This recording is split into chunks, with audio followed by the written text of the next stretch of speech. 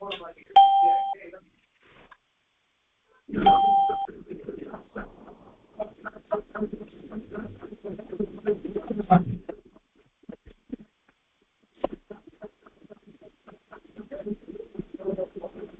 Sir. ಕೇಳಿಸ್ತಾ ಇದೆ sir. ನಮಸ್ಕಾರ. ನಮಸ್ಕಾರ.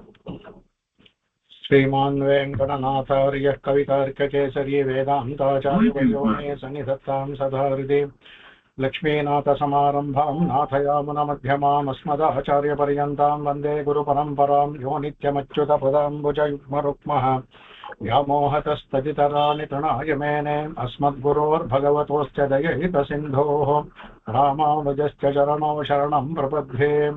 ರಾಮಾನುಜದಯಾ ಪಾತ್ರಂ ಜ್ಞಾನವೈರಾಗ್ಯಭೂಷಣಂ ಶ್ರೀಮದ್ವೆಂಕಟನಾಥಾರ್ಯಂ ವಂದೇ ವೇದಾಂತದೇಶಿಕಂ.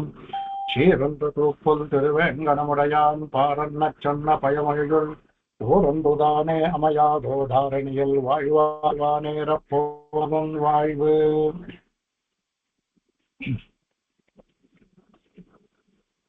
ವರಾಹಾವತಾರವನ್ನ ಅನುಭವಿಸ್ತಾ ಇದ್ವಿ.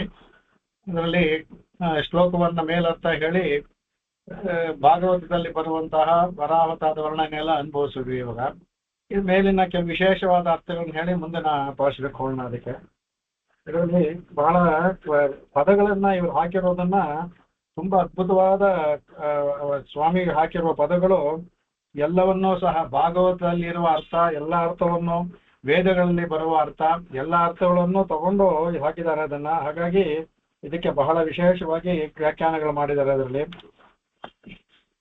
ಹೇಳ್ತಾರೆ, ಇದರಲ್ಲಿ ಇವರು ಶ್ರೀರಾಮ ಇದು ಗೋಪಾಲ ಇವರ ವ್ಯಾಖ್ಯದಲ್ಲಿ ಗೋಪಾಲ ಶ್ರೀರಾಮನ ವ್ಯಾಖ್ಯದಲ್ಲಿ ಹೇಳ್ತಾರೆ, ಕೂರ್ಮ ರೂಪದಲ್ಲಿರ್ಬೇಕಾ ಅದಕ್ಕೆ ನಷ್ಟ ಹೇಳ್ತಾರೆ, ನಷ್ಟ ಶ್ರೀಲಬ್ಧ ಕೂರ್ಮ ವಪುಷ ಅಂತ. ಕೂರ್ಮದ ಇದರಲ್ಲಿ ಕೂರ್ಮದಲ್ಲಿ ನಷ್ಟವಾದಂತ ಶ್ರೀಯನ್ನ ಪಡ್ಕೊಂಡ. ಈಗ ವರಾಹಾವತಾರದಲ್ಲಿ ಹೇಳ್ತಾನೆ, ನಷ್ಟ ಭೂಮಿರ್ ಲಭ್ಯತೆ ವರಾಹ ವಪುಷ. ಈ ವರಾಹ ಇದರಲ್ಲಿ ನಷ್ಟವಾದ ಭೂಮಿಯನ್ನ ಪಡ್ಕೊಳ್ತಾನೆ. ಶ್ರೀ ಇದ್ಲು, ನಷ್ಟವಾದ್ಲು, ಮತ್ತೆ ಅವಳನ್ನ ಸಮುದ್ರ ಮಥನ ಮಾಡಿ ಭಗವಂತ ಅವಳನ್ನ ಪಡ್ಕೊಂಡ ವರಾಹ ಇದರಲ್ಲಿ ಕೂರ್ಮಾವತಾರದಲ್ಲಿ.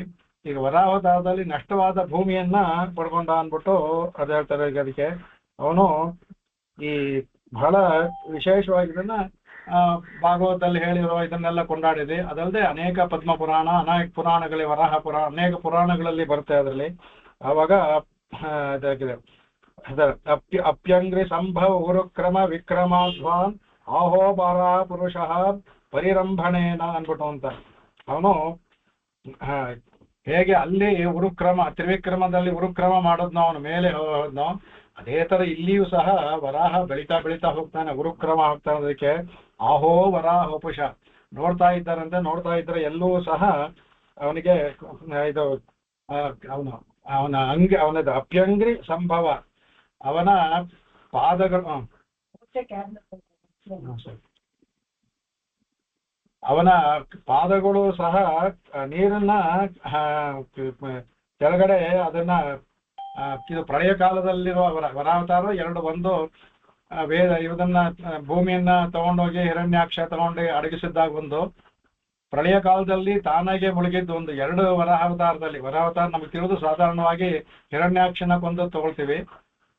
ಹಿರಣ್ಯಾಕ್ಷನ ಕೊಂದದ್ದಲ್ದೇನೆ ಮಹಾಪ್ರಳಯ ಕಾಲದಲ್ಲಿ ಭೂಮಿ ಅವನ ಬ್ರಹ್ಮ ಸೃಷ್ಟಿ ಮಾಡ್ತಿರ್ಬೇಕಾದ್ರೆ ಜಾರಿ ಕೆಳಗಡೆ ಹೋಗ್ಬಿಡುತ್ತೆ. ಅದಕ್ಕೆ ಅದು ಚ್ಯುತವಾಗಿ ಹೋಗ್ಬಿಡುತ್ತೆ. ಅದಕ್ಕೆ ಆಗ ಬೇಕಾಗಿದ್ದವನು ಅಚ್ಯುತ ನಚ್ಚತಿ ಚಾವಯತಿ. ಅವನು ಚ್ಯುತನೂ ಆಗೋದಿಲ್ಲ, ಅಲ್ಲಿ ಇದಕ್ಕೂ ಬಿಡೋದಿಲ್ಲ. ಅದಕ್ಕೆ ಅಚ್ಯುತನೇ ಬರ್ಬೇಕಾಗ್ತಿಲ್ಲ. ವರಾಹ ರೂಪದಲ್ಲಿ ಅಚ್ಯುತ ಬಂದ ಅಂದ್ಬಿಟ್ಟು ಅದನ್ನ ಸಂಕಲ್ಪ ಸೂರ್ಯದಲ್ಲಿ ಅದ್ಭುತವಾಗಿ ಸ್ವಾಮಿ ದೇಶಿಕನ್ ಹಾಕ್ತಾರೆ. ಕ್ವಾಪಿ ಕಲ್ಪಾಂತ ವೇಷಾಂತೆ ಕುರದಗ್ನೆ ಸಮುದ್ರತಾತೆ ಮಹತೆ ಮೇದಿನಿ ಮುಸ್ತಾನ್ ಮಹತೆ ಪೋತ್ರಿಣೇ ನಮಃ ಅಂದ್ಬಿಟ್ಟು ಅಂದ್ರೆ ಹೇಳ್ತಾರೆ. ವಾಪಿ ಕಲ್ಪಾಂತ, ಯಾವುದೋ ಒಂದು ಕಲ್ಪಾಂತದಲ್ಲಿ ಒಂದು ಕಲ್ಪದ ಕಡೆಯಲ್ಲಿ ಕಲ್ಪವೇಷಾಂತೆ ಕುರದಗ್ನೆ ಸಮುದ್ರ. ಸಾಧಾರಣವಾಗಿ ಸಮುದ್ರ ಸಾಗರವೇ ಎಷ್ಟು ದೊಡ್ಡದಾಗಿರುತ್ತೆ. ಪ್ರಳಯ ಕಾಲದಲ್ಲಿ ಎಲ್ಲ ನೀರೇ, ಇನ್ನು ಇದಕ್ಕಿಂತ ಇನ್ನೂ 10ರಷ್ಟು ಜಾಸ್ತಿ ಇರುತ್ತೆ. ಎಲ್ಲವೂ ಸಹ ಕುರದಗ್ನೆ, ಆ ಭಗವಂತನ ಪುರ ಅಂದ್ರೆ ಉಗುರು, ವರಾಹದ ಉಗುರು, ಆ ಉಗುರನ್ನ ಸಹ ಪೂರ್ಣವಾಗಿ ನೆನೆಸ್ಲಿಲ್ವಂತೆ ಅದು.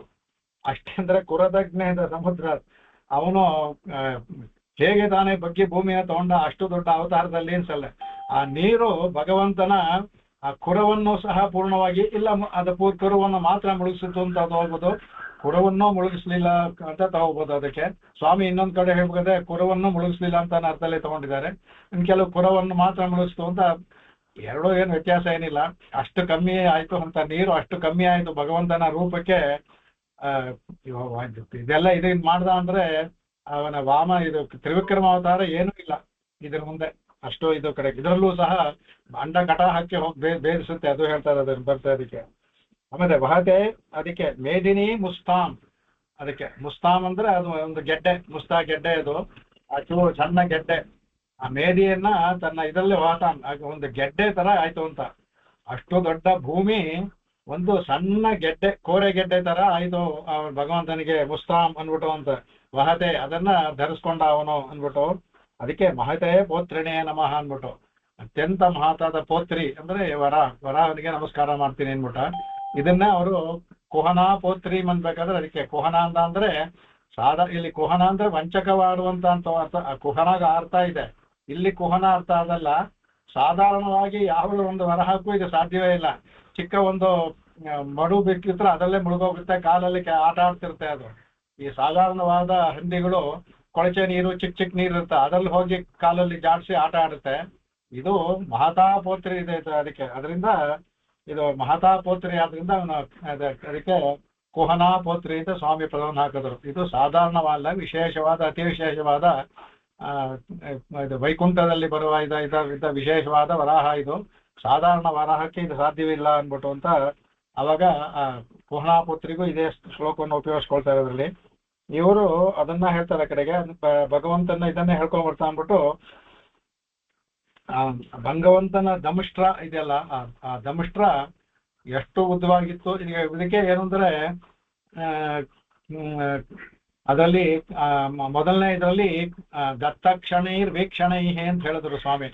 ಅಂದ್ರೆ ವೃಕ್ಷಾವತಾರದಲ್ಲಿ ಈ ಕ್ಷಣೆ, ಅವಾಗ ಅವನು ವೇದಗಳನ್ನು ತಗೊಂಡು ಹೋಗ್ತಾನೆ, ಅದಕ್ಕೆ ಮೇನಿಗೆ ಈ ಕ್ಷಣೆಯಿಂದಲೇ. ಅದಕ್ಕೆ ದತ್ತಕ್ಷಣೈರ್ ಈ ಕ್ಷಣೆಯಲ್ಲೇ ಎಲ್ಲ ಹುಡುಕಿದ ಎಲ್ಲಿದೆ ಅಂತ ಭಗವಂತ ವೃಕ್ಷಾವತಾರದಲ್ಲಿ. ಇಲ್ಲಿ ಈ ವರಾಹಾವತಾರದಲ್ಲಿ ಅವನ ಘೋಣಾರವೇ, ಘೋಣ ಅಂದ್ರೆ ಅವನ ಇದು ಗುರ್ಗುರ್ ಮೂಗು ಇದೆಲ್ಲ ಆ ವಾಸನೆಯಲ್ಲೇ ವರಾಹ ಅವನಿಗೆ ಗೊತ್ತಾಯ್ತಂತೆ. ಇವಕ್ಕೆಲ್ಲ ಹಂದಿಗಳು ಇದಕ್ಕೆಲ್ಲ ಅವಕ್ಕೆ ವಾಸನೆಯನ್ನೇ ತಿಳ್ಕೊಂಡ್ಬಿಡುತ್ತವೆ. ಅವು ತುಂಬಾ ಅದಕ್ಕೆ ಬಲವಾಗಿರುತ್ತೆ ವಾಸನೆಯಿಂದ ತುಂಬಾ ದೂರದಲ್ಲಿ ಗೊತ್ತಾಗುತ್ತೆ. ಇಲ್ಲಿ ಘೋಣಾರವೈ ಗುರ್ಗುರೈ, ಆ ಘೋಣದಿಂದಾನೇ ಆ ಭೂಮಿ ಎಲ್ಲಿದೆ ಅಂತ ಮೇಲಿದ್ದಾನ ಎಷ್ಟೇ ತರ ತಿಳ್ಕೊಂಡ ವಾಸನೆಯಿಂದ ತಿಳ್ಕೊಂಡ್ಬಿಟ್ಟಂತೆ. ಅದಕ್ಕೆ ಅದನ್ನ ಅದೇ ಹೇಳ್ತಾರೆ. ಅದಕ್ಕೆ ಅದನ್ನ ಹೇಳ್ತಾರೆ. ಅದಕ್ಕೆ ಇವರು ಹೇಳ್ತಾರೆ ನಿಷ್ಕಂಪತ್ವಂ ನಿದರ್ಶಯತೆ ಚತುರ್ಥೇನ ಪಾದೇನ. ನಿಷ್ಕಂಪ ಸ್ಥಿತಿ ಅಂತ ಮುಂದಕ್ಕೆ ಹೇಳ್ತಾರಲ್ಲ, ಅದರಲ್ಲಿ ನಿಷ್ಕಂಪ ಅಂದ್ರೆ ಕಂಪನವೇ ಇಲ್ಲ. ಸಾಧಾರಣವಾಗಿ ತಗೊಂಡ ಅಂದ್ರೆ ಯದ್ದಂಷ್ಟ್ರಾಂಕರ ಕೋಟಿ ಘಾಟ ಘಟನಾ ನಿಷ್ಕಂಪ ನಿತ್ಯ ಸ್ಥಿತಿ ಅಂತ ಹೇಳ್ತಾರಲ್ಲ. ಅದು ಹೇಳ್ಬೇಕಾದ್ರೆ ಆ ಮೂರನೇ ಪಾದದಲ್ಲಿ ಆ ನಿಷ್ಕಂಪ ಅದನ್ನ ಯಾವ ತರ ತಗೊಂಡ ಅಂದ್ರೆ ಭಗವಂತ ಅವನ ಮೂಗು ಮತ್ತೆ ಅವನ ಇದು ಕೊಂಬು ವರಾಹ, ಏಕಶೃಂಗ ವರಾಹ ಅಂತ ಏಕಶೃಂಗ ಇರುವಂತ ವರಾಹ ಇವನು. ಅದ್ರ ಮಧ್ಯೆ ಇದ್ದಾಗ ಎಷ್ಟು ಇದಾಗಿತ್ತು ಅಂದ್ರೆ ಅಲ್ಲಾಡೋದಕ್ಕೂ ಸಾಧ್ಯವಿಲ್ಲ. ನಾವು ಹೇಗೆ ಒಂದು ಇದರಲ್ಲಿ ನಾವು ಒಂದು ಹಿಡ್ಕೊಳ್ತೀವಲ್ಲ, ಆ ತರ ಚಿಮಟದಲ್ಲಿ ಒತ್ತಿ ಹಿಡ್ಕೊಂಡ್ರೆ ಹೇಗಿರುತ್ತೋ ಹಾಗೆ ಆ ಭೂಮಿ ಅವನ ಗೋಣ ಮತ್ತೆ ಅವನ ದಮಷ್ಟ್ರ ಅದ್ರ ಮಧ್ಯೆ ಬದ್ಧವಾಗಿ ಕೂತ್ಕೊಂಡಿತ್ತಂತೆ. ನಿಷ್ಕಂಪ ನಿತ್ಯ ಸ್ಥಿತಿ, ಕಂಪನ ಮಾಡೋ ಅವಶ್ಯಕತೆ, ಕಂಪನವೇ ಆಗೋದಕ್ಕೆ ಆ ಕಡೆ ಈ ಕಡೆ ಏನ್ ಮಾತ್ರ ಎಲ್ಲಿ ಕಂಪನವಾಗುತ್ತೋ ಅಂತೇನಿಲ್ಲ, ಏನೂ ಇಲ್ಲ, ಅವನು ಕಂಪನವೇ ಆಗೋದಿಲ್ಲ ಅವನಿಗೆ. ಆ ತರ ಇತ್ತು ಅಂತ ಅದನ್ನ ಹೇಳ್ತಾರೆ. ಅದಕ್ಕೆ ಆಮೇಲೆ ಕಡೆಗೆ ಅವ್ರು ಹೇಳ್ತಾರೆ ಅವರಿಗೆ ಈ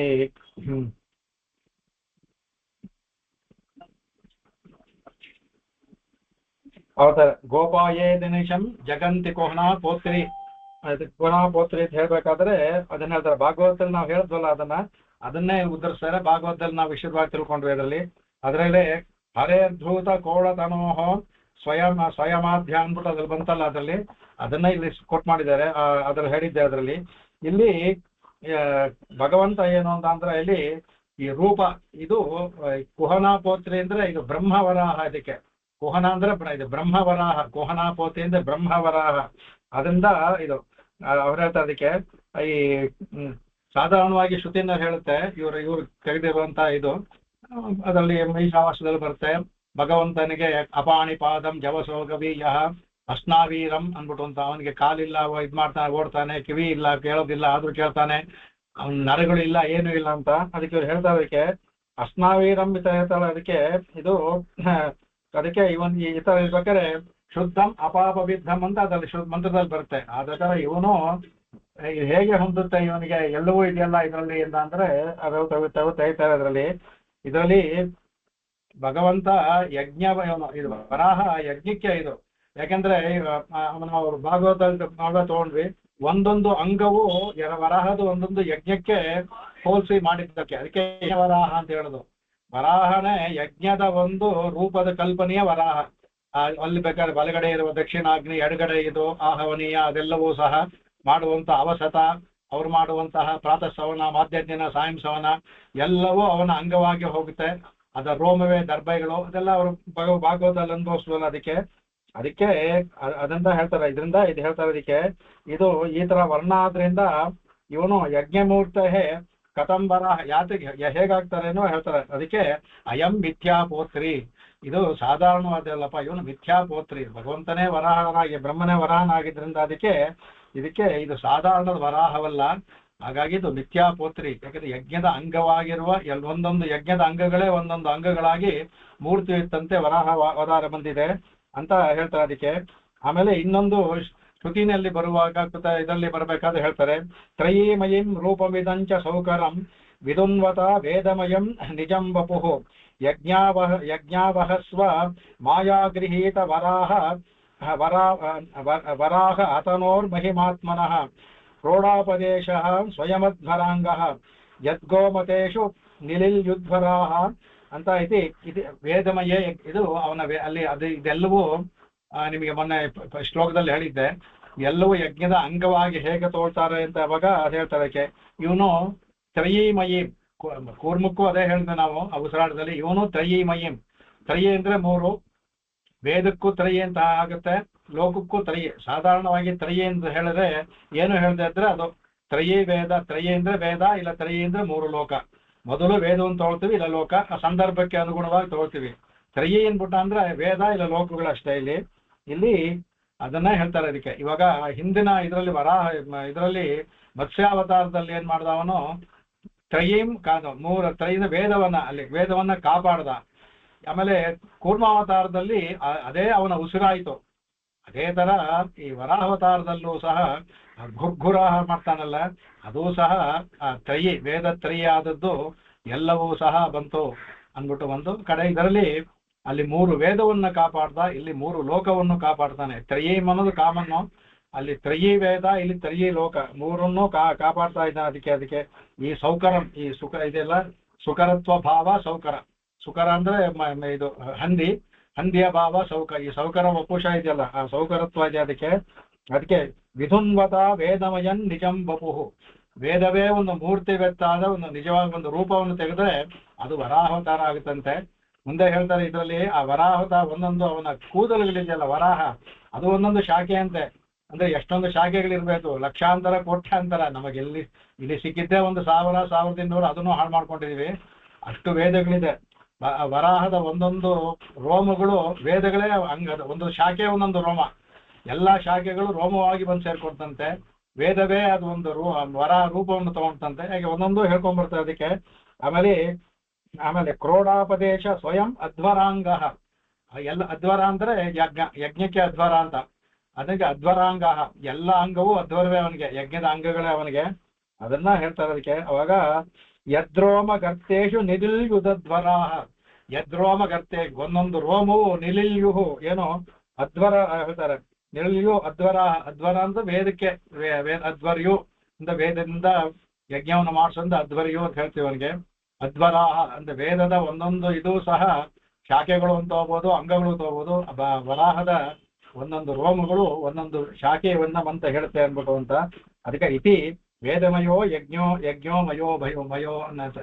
ಅಯಂ ವರಾಹ ಯಜ್ಞಮಯ ವೇದಮಯ, ಯಜ್ಞಮಯನೂ ಆಗಿದ್ದಾನೆ, ವೇದಮಯನೂ ಆಗಿದ್ದಾನೆ. ಅದಕ್ಕೆ ಅದಕ್ಕೆ ಅದಕ್ಕೆ ಹೇಳ್ತಾರೆ ಸರ್ವದೇವ ಮಯೋ ಹರಿಹಿ. ಹರಿ ಎಲ್ಲಿರ್ತಾನೆ? ಸರ್ವತ ಎಲ್ಲ ಕೂಡ ಈ ಕಡೆಗೆ. ಅದಕ್ಕೆ ಸರ್ವವೇದ ಮಯೋ ಹರಿಹಿ. ಆಮೇಲೆ ಸರ್ವಯೇವ ಮರು, ಎಲ್ಲ ವೇದ ಮಯವಾಗಿನೂ ಬೇರೆ ಇದ್ದಾನೆ, ಎಲ್ಲಾ ಕಡೆಯಲ್ಲೂ ಅವನು ಹರಿ ಇದ್ದಾನೆ. ಇದು ಮುಂದಿನ ಅವತಾರಕ್ಕೂ ಬೇಕಾಗುತ್ತೆ, ಇದು ನರಸಿಂಹ ಅವತಾರಕ್ಕೂ ಬೇಕಾಗುತ್ತೆ. ಅದಕ್ಕೆ ಸರ್ವಯಜ್ಞಮಯೋ ಹರಿಹಿ ಅಂದ್ಬಿಟ್ಟು ಶ್ರುತಿಯಲ್ಲಿ ಯಜ್ಞೋ ವೈ ವಿಷ್ಣು ಅಂತ ಶ್ರುತಿಯಲ್ಲಿ ಹೇಳ್ಬೇಕಾದ್ರೆ ಅದರ ಅವನು ಅಹಂ ಕೃತೋ ಅಹಂ ಯಜ್ಞ ಅಂತ ಗೀತೆಯಲ್ಲಿ ಭಗವಂತನೇ ಹೇಳ್ಕೊಂಡಿದ್ದಾನೆ. ಶ್ರುತಿಯು ಸಹ ಯಜ್ಞೋ ವೈ ವಿಷ್ಣು, ವೈ ಅಂದ್ರೆ ಅವತಾರಣ, ವಿಷ್ಣುವೇ ಅಲ್ವೇ ಯಜ್ಞ ಅಂತ ಅಂದ್ರೆ ಹೊಡೆದು ಹೇಳೋದು.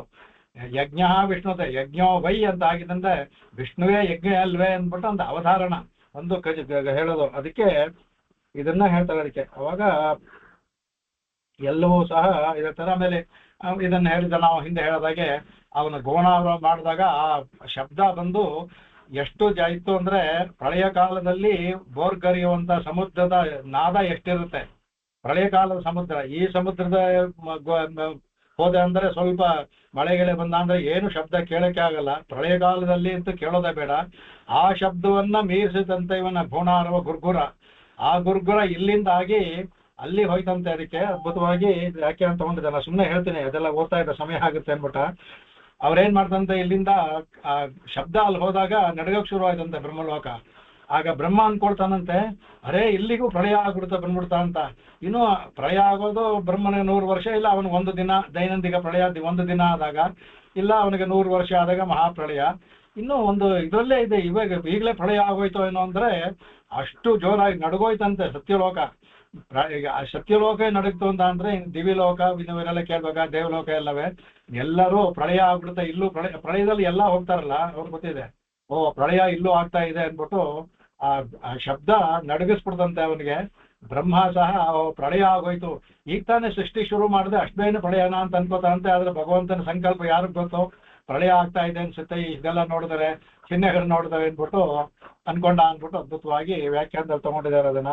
ಹಾಗಾಗಿ ಆ ತರ ಗೋಣಾರವೈ ಸ್ವಾಮಿ ಹಾಕ್ಬೇಕಾದ್ರೆ ಪ್ರಳಯೋರ್ಮಿ ಘೋಷ, ಪ್ರಳಯ ಊರ್ಮಿ ಘೋಷ, ಪ್ರಳಯ ಕಾಲದ ಊರ್ಮಿ ಅಲೆಗಳು ಅದರ ಘೋಷ, ಅದನ್ನ ನಿರ್ಜಿತ ಅಂತ ಕಂಠೀರ್ ಅವರಂತ ಇವನು ಅದನ್ನ ಇದು ಹೇಳ್ತಾರೆ. ಇದಕ್ಕೆ ಗೋಣ ಈ ಗುರ್ಗುರ ಅದಕ್ಕಿಂತ ಜೋರಾಗಿತ್ತಂತ. ಅದ ಶಬ್ದ ಏನು ಕೇಳಿಸ್ಲೇ ಇಲ್ಲ ಇವನ ಶಬ್ದದ ಮುಂದೆ. ಆ ಪ್ರಳಯ ಕಾಲದ ಶಬ್ದ, ಊರ್ಮಿ ಶಬ್ದ ಏನು ಕೇಳಿಸ್ಲಿಲ್ವಂತ ಇದು. ಅದನ್ನ ಹೇಳ್ತಾರೆ ಕಡೆಗೆ ಅದು. ಅವಾಗ ಇನ್ನೊಂದು ಹೇಳ್ತಾರೆ, ಇಲ್ಲಿ ಇನ್ನೊಂದು ಅದ್ಭುತವಾಗಿ ಒಂದು ತಗೊಳ್ತಾರೆ. ಇಲ್ಲಿ ಅವನು ಹಿರಣ್ಯಾಕ್ಷ, ಇನ್ನೊಂದು ಅವತಾರದಲ್ಲಿ ಆಗುವಂತದ್ದು. ಮೊದಲು ಪ್ರಳಯ ಕಾಲದಲ್ಲಿ ಉದ್ಧಾರ ಮಾಡಿದ್ ಬೇರೆ, ಹಿರಣ್ಯಾಕ್ಷ ತಗೊಂಡೋಗಿ ಇದ್ದಾಗ ಅವನು ಹಿರಣ್ಯ ಅಕ್ಷ, ಅದೇ ಯಸ್ಯ ಅಕ್ಷ ಹಿರಣ್ಯಂ ಸಹ ಹಿರಣ್ಯಾಕ್ಷ, ಯಾರ ಕಣ್ಣು ಹಿರಣ್ಯದಾಗಿರ್ತೋ ಅವನು ಹಿರಣ್ಯಾಕ್ಷ ಅಂತ. ಅವನಿಗೆ ಇವರು ಹೇಳ್ತಾರೆ, ಅವನು ಹಿರಣ್ಯಾಕ್ಷ, ಇವನು ಆನಕ ಸರ್ವಯೇವ ಸುವರ್ಣ ಬರ್ತದಕ್ಕೆ. ಆ ಪ್ರಣಕ ಚಾಂದ್ರವಂಶದಲ್ಲಿ ಬರ್ತಲ್ಲ, ಹೇಳಿದೆ ನಮಗೆ. ಅವನು ಹಿರಣ್ಯಕೇಶ ಹಿರಣ್ಯ ಶ್ಮಶ್ರು ಆ ಪ್ರಣಕ ಸರ್ವಯೇವ ಸುವರ್ಣ ಅಂದ್ಬಿಟ್ಟು ಅದ್ರಲ್ಲಿ ಬರ್ತಲ್ಲ ಅದು. ಹಾಗೆ ಅವನು ಬರೀ ಕಣ್ಣು ಮಾತ್ರ ಅವನಿಗೆ ಸುವರ್ಣ, ಇವನಿಗೆ ಇಡೀ ದೇಹವೇ ಸುವರ್ಣ. ಆ ನಕಾತ್ ಉಗುರಿಂದ ಹಿಡಿದು ತಲೆಯವರೆಗೆ ಕೇಶ ಕೂದಲು ಎಲ್ಲವೂ ಸಹ ಅವನಿಗೆ ಇದಾಗುತ್ತೆ. ಅವನಿಗೆ ಅದರಿಂದ ಅವನು ಹಿರಣ್ಯಾಕ್ಷ, ಇವರು ಹಿರಣ್ಯ ಕೇಶ. ಕೇಶ ಅಂತಂದ್ರೆ ಹಿರಣ್ಯ ಕೇಶ, ಸಾಧಾರಣ ಹಿರಣ್ಯ ಕೇಶ ಅಂದ್ರೆ ಎಲ್ಲವೂ, ಆ ನಕಾತ್ ಎಲ್ಲವೂ ಹಿರಣ್ಯ ಆಗಿರ್ತಾನೆ ಅದಕ್ಕೆ. ಹಾಗಾಗಿ ಇವನು ಹೇಳ್ತಾನೆ ಅವನಿಗೆ ಅಕ್ಷಿ ಮಾತ್ರ ಹಿರಣ್ಯಂ ಇರ್ತಲ್ಲ ಅವನಿಗೆ, ಅವನು ತಾ ಸುರಸ್ಯ, ಆ ಸುರನಿಗೆ ಕದ್ಮಾತ್ರ ಹೇಳ್ತಿಕೆ ಅದಕ್ಕೆ. ಆವಾಗ ಅವನಿಗೆ ಆ ಪ್ರಳಯದ ಘೋಷದಲ್ಲಿ ಕಾಲದಲ್ಲಿ ಅವನಿಗೇನು ಹೆದರಿಕೆ ಆಗ್ಲಿಲ್ವಂತೆ. ಭಗವಂತನ ಘೋಣಾರ್ವ ಗುರ್ಗುರ ಮಾಡಿದ್ನಲ್ಲ, ಆಗ ಹಿರಣ್ಯಾಕ್ಷ ಸಹ ನಡಗ್ಬಿಟ್ನಂತೆ ಅವನಿಗೆ. ಆ ಕಣ್ಣು ಹಿರಣ್ಯಾಕ್ಷ ಹೋಗಿ ಕಣ್ಣು ನಡಗಿ ಹೆದರ್ಕೊಂಡ್ಬಿಟ್ಟ, ಅವನು ಸಹ ಹೆದರ್ಕೊಂಡ್ಬಿಟ್ಟಂತೆ ಆ ಶಬ್ದವನ್ನ ಕೇಳಿ. ಅವನಾಗ್ಬೇಕಾದ್ರೆ ಆ ಪ್ರಳಯ ಕಾಲದ ಅಂತಾನೆ ಹೇಳೋದು ಬೇಡ, ಇವನು ಅವತಾರ ಮಾಡಿದಾಗ ಗೋಣಾರ್ವೆ ಗುರ್ಗುರ ಐತಲ್ಲ, ಅವನು ಇದನ್ನ ಭೂಮಿಯನ್ನು ಕದ್ದಾಗ ಆ ಶಬ್ದವೇ ಅವ್ನು ನಡೆಸ್ಬಿಡ್ತಂತೆ ಹಿರಣ್ಯಾಕ್ಷನ. ಅದಕ್ಕೆ ಅದನ್ನ ಹೇಳ್ತಾರೆ ಅದಕ್ಕೆ ವ್ಯಾಖ್ಯಾನ ಹೇಳ್ಕೊಂಡು ಹೋಗ್ತಾರೆ, ಸಾಗರದಲ್ಲಿ ಯಾವ ತರ ಆಗುತ್ತೆ ಏನು ಅಂದ್ಬಿಟ್ಟು ಅಂತ. ಅದೆಲ್ಲ ಬೇಡ.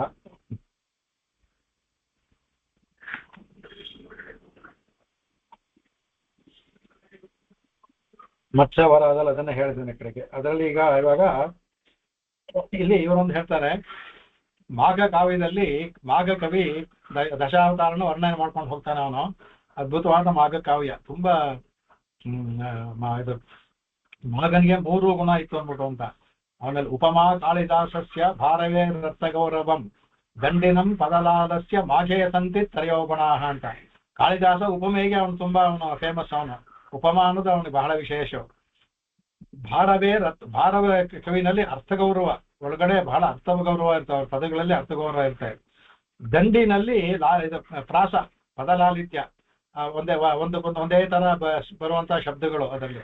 ಮಾಘನಲ್ಲಿ 3 ಇತ್ತು ಅಂತ ಹೇಳಿದ್ರೆ ಮಾಘೇ ಸಂತಿ ಮಾಘನಲ್ಲಿ 3 ಇದೆ ಅನ್ಬಿಟ್ಟು ಅಂತ. ಅವನಲ್ಲಿ ಪದಲಾಲಿತ್ಯವೂ ಇದೆ, ಅವನಲ್ಲಿ ಉಪಮಾವೂ ಇದೆ ಅದರಲ್ಲಿ, ಆಮೇಲೆ ಅರ್ಥಗೌರವ ಇದೆ ಅನ್ಬಿಟ್ಟು ಹೇಳ್ತಾರೆ. ಅಂತ ಅವನು ಹೇಳ್ತಾನೆ ಸ್ಥೂಲನಾಸಿಕ ಅಪೂರ್ವ ಸುಂದರಾಮ್ ಅಂದ್ಬಿಟ್ಟು ವರಹ ನೋಡಿಸ್ತಾನೆ. ಸ್ಥೂಲನಾಸಿಕ ಅಪೂರ್ವ ಸುಂದರಾಮ್. ಅವನು ನಾಸಿಕ ಸ್ಥೂಲವಾಗಿರೋದೇ ಸುಂದರವಂತೆ. ನಾವು ಈಗ ಅಲ್ಲಿ ಕಲ್ಯಾಣ ವರಹ ಸ್ವಾಮಿ ನೋಡ್ಬೇಕಾದ್ರೆ ಮಹಾಬಲಿಪುರದಲ್ಲಿ ನೋಡಿ, ಆ ವರಹ ನೋಡ್ತಾ ಇದ್ರೆ ಈಗ ಕೇಳುವಾಗ ಅನ್ಸುತ್ತೆ.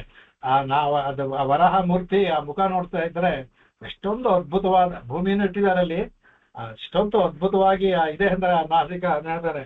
ಸ್ಥೂಲ ನಾಸಿಕ ಅವನು ಹೇಳ್ತಾನೆ, ನಿನ್ನ ವಪುಷವೇ ಬೇಡಪ್ಪ ಮಾಘ ಹೇಳೋದು, ನಿನ್ನ ನಾಸಿಕ ಒಂದೇ ಸಾಕು, ನಿನ್ನ ಮೂಗಿದೆಯಲ್ಲ ಗೋಣ, ಆ ಗೋಣ ಒಂದೇ ಸಾಕು, ಅಪೂರ್ವ ಸುಂದರ, ಅತ್ಯಂತ ಸುಂದರವಾಗಿದೆ, ಅದೊಂದೇ ಸಾಕು ಅಂದ್ಬಿಟ್ಟು ಅವ್ನು ಹೇಳ್ತಾನೆ. ಅದನ್ನ ಇವರು ಹೇಳ್ತಾರೆ ಅದಕ್ಕೆ. ಅದರಿಂದ ಅವನ ಗೋಣ ಅನ್ನೋದು ಅಷ್ಟು ಸುಂದರವಾಗಿದೆ. ಭಗವಂತನ ಏನ್ ಮಾಡಿದ್ರು ಸುಂದರ. ಅವನು ಇದಾಗಿದ್ರು ಸುಂದರ, ಯಾವ ಅವತಾರ ತೆಗೆದ್ರು ಸುಂದರ, ಅವನು ಯಾವ್ದು ಮಾಡಿದ್ರು ಸುಂದರವೇ ಅವನಲ್ಲದಲ್ಲಿ. ಮಧುರಂ ಮಧುರಾಷ್ಟಕವನ್ ಯಾವ ಎಲ್ಲವೂ ಮಧುರವೇ. ಅದಕ್ಕೆ ಅದರಂ ಮಧುರಂ ನಯನಂ ಮಧುರಂ ವದನಂ ಮಧುರಂ ಎಲ್ಲವೂ ಮಧುರವೇ. ಅವನ ಆಕಾರವೂ ಮಧುರವೇ, ಯಾವ ರೂಪ ತಗೊಂಡ್ರು ಮಧುರವೇ. ನಮಗೆ ಇಲ್ಲಿ ಹೇಯ ಅನ್ನಿಸ್ಬೋದು ಹಂದಿ, ಆ ಭಗವಂತ ವರಾಹ ತಗೊಂಡು ಅದ್ಭುತವಾಗಿರುತ್ತೆ ಅದು. ಅದಕ್ಕೆ ಅಪೂರ್ವ ಸುಂದರಾಮ್ ಅಂತ ಹೇಳೋದು. ಅಂದ್ರೆ ಅಪೂರ್ವ ಅಂದ್ರೆ ಇಲ್ಲಿವರೆಗೂ ಆತ ನೋಡಿಲ್ಲ ಅಂತ. ಪೂರ್ವಂ ನತ ದೃಷ್ಟಾಹ ಅಂತ. ಅಪೂರ್ವ ಅಂದ್ರೆ ಹಿಂದೆ ಇಲ್ಲದ್ದು ಅಂತ.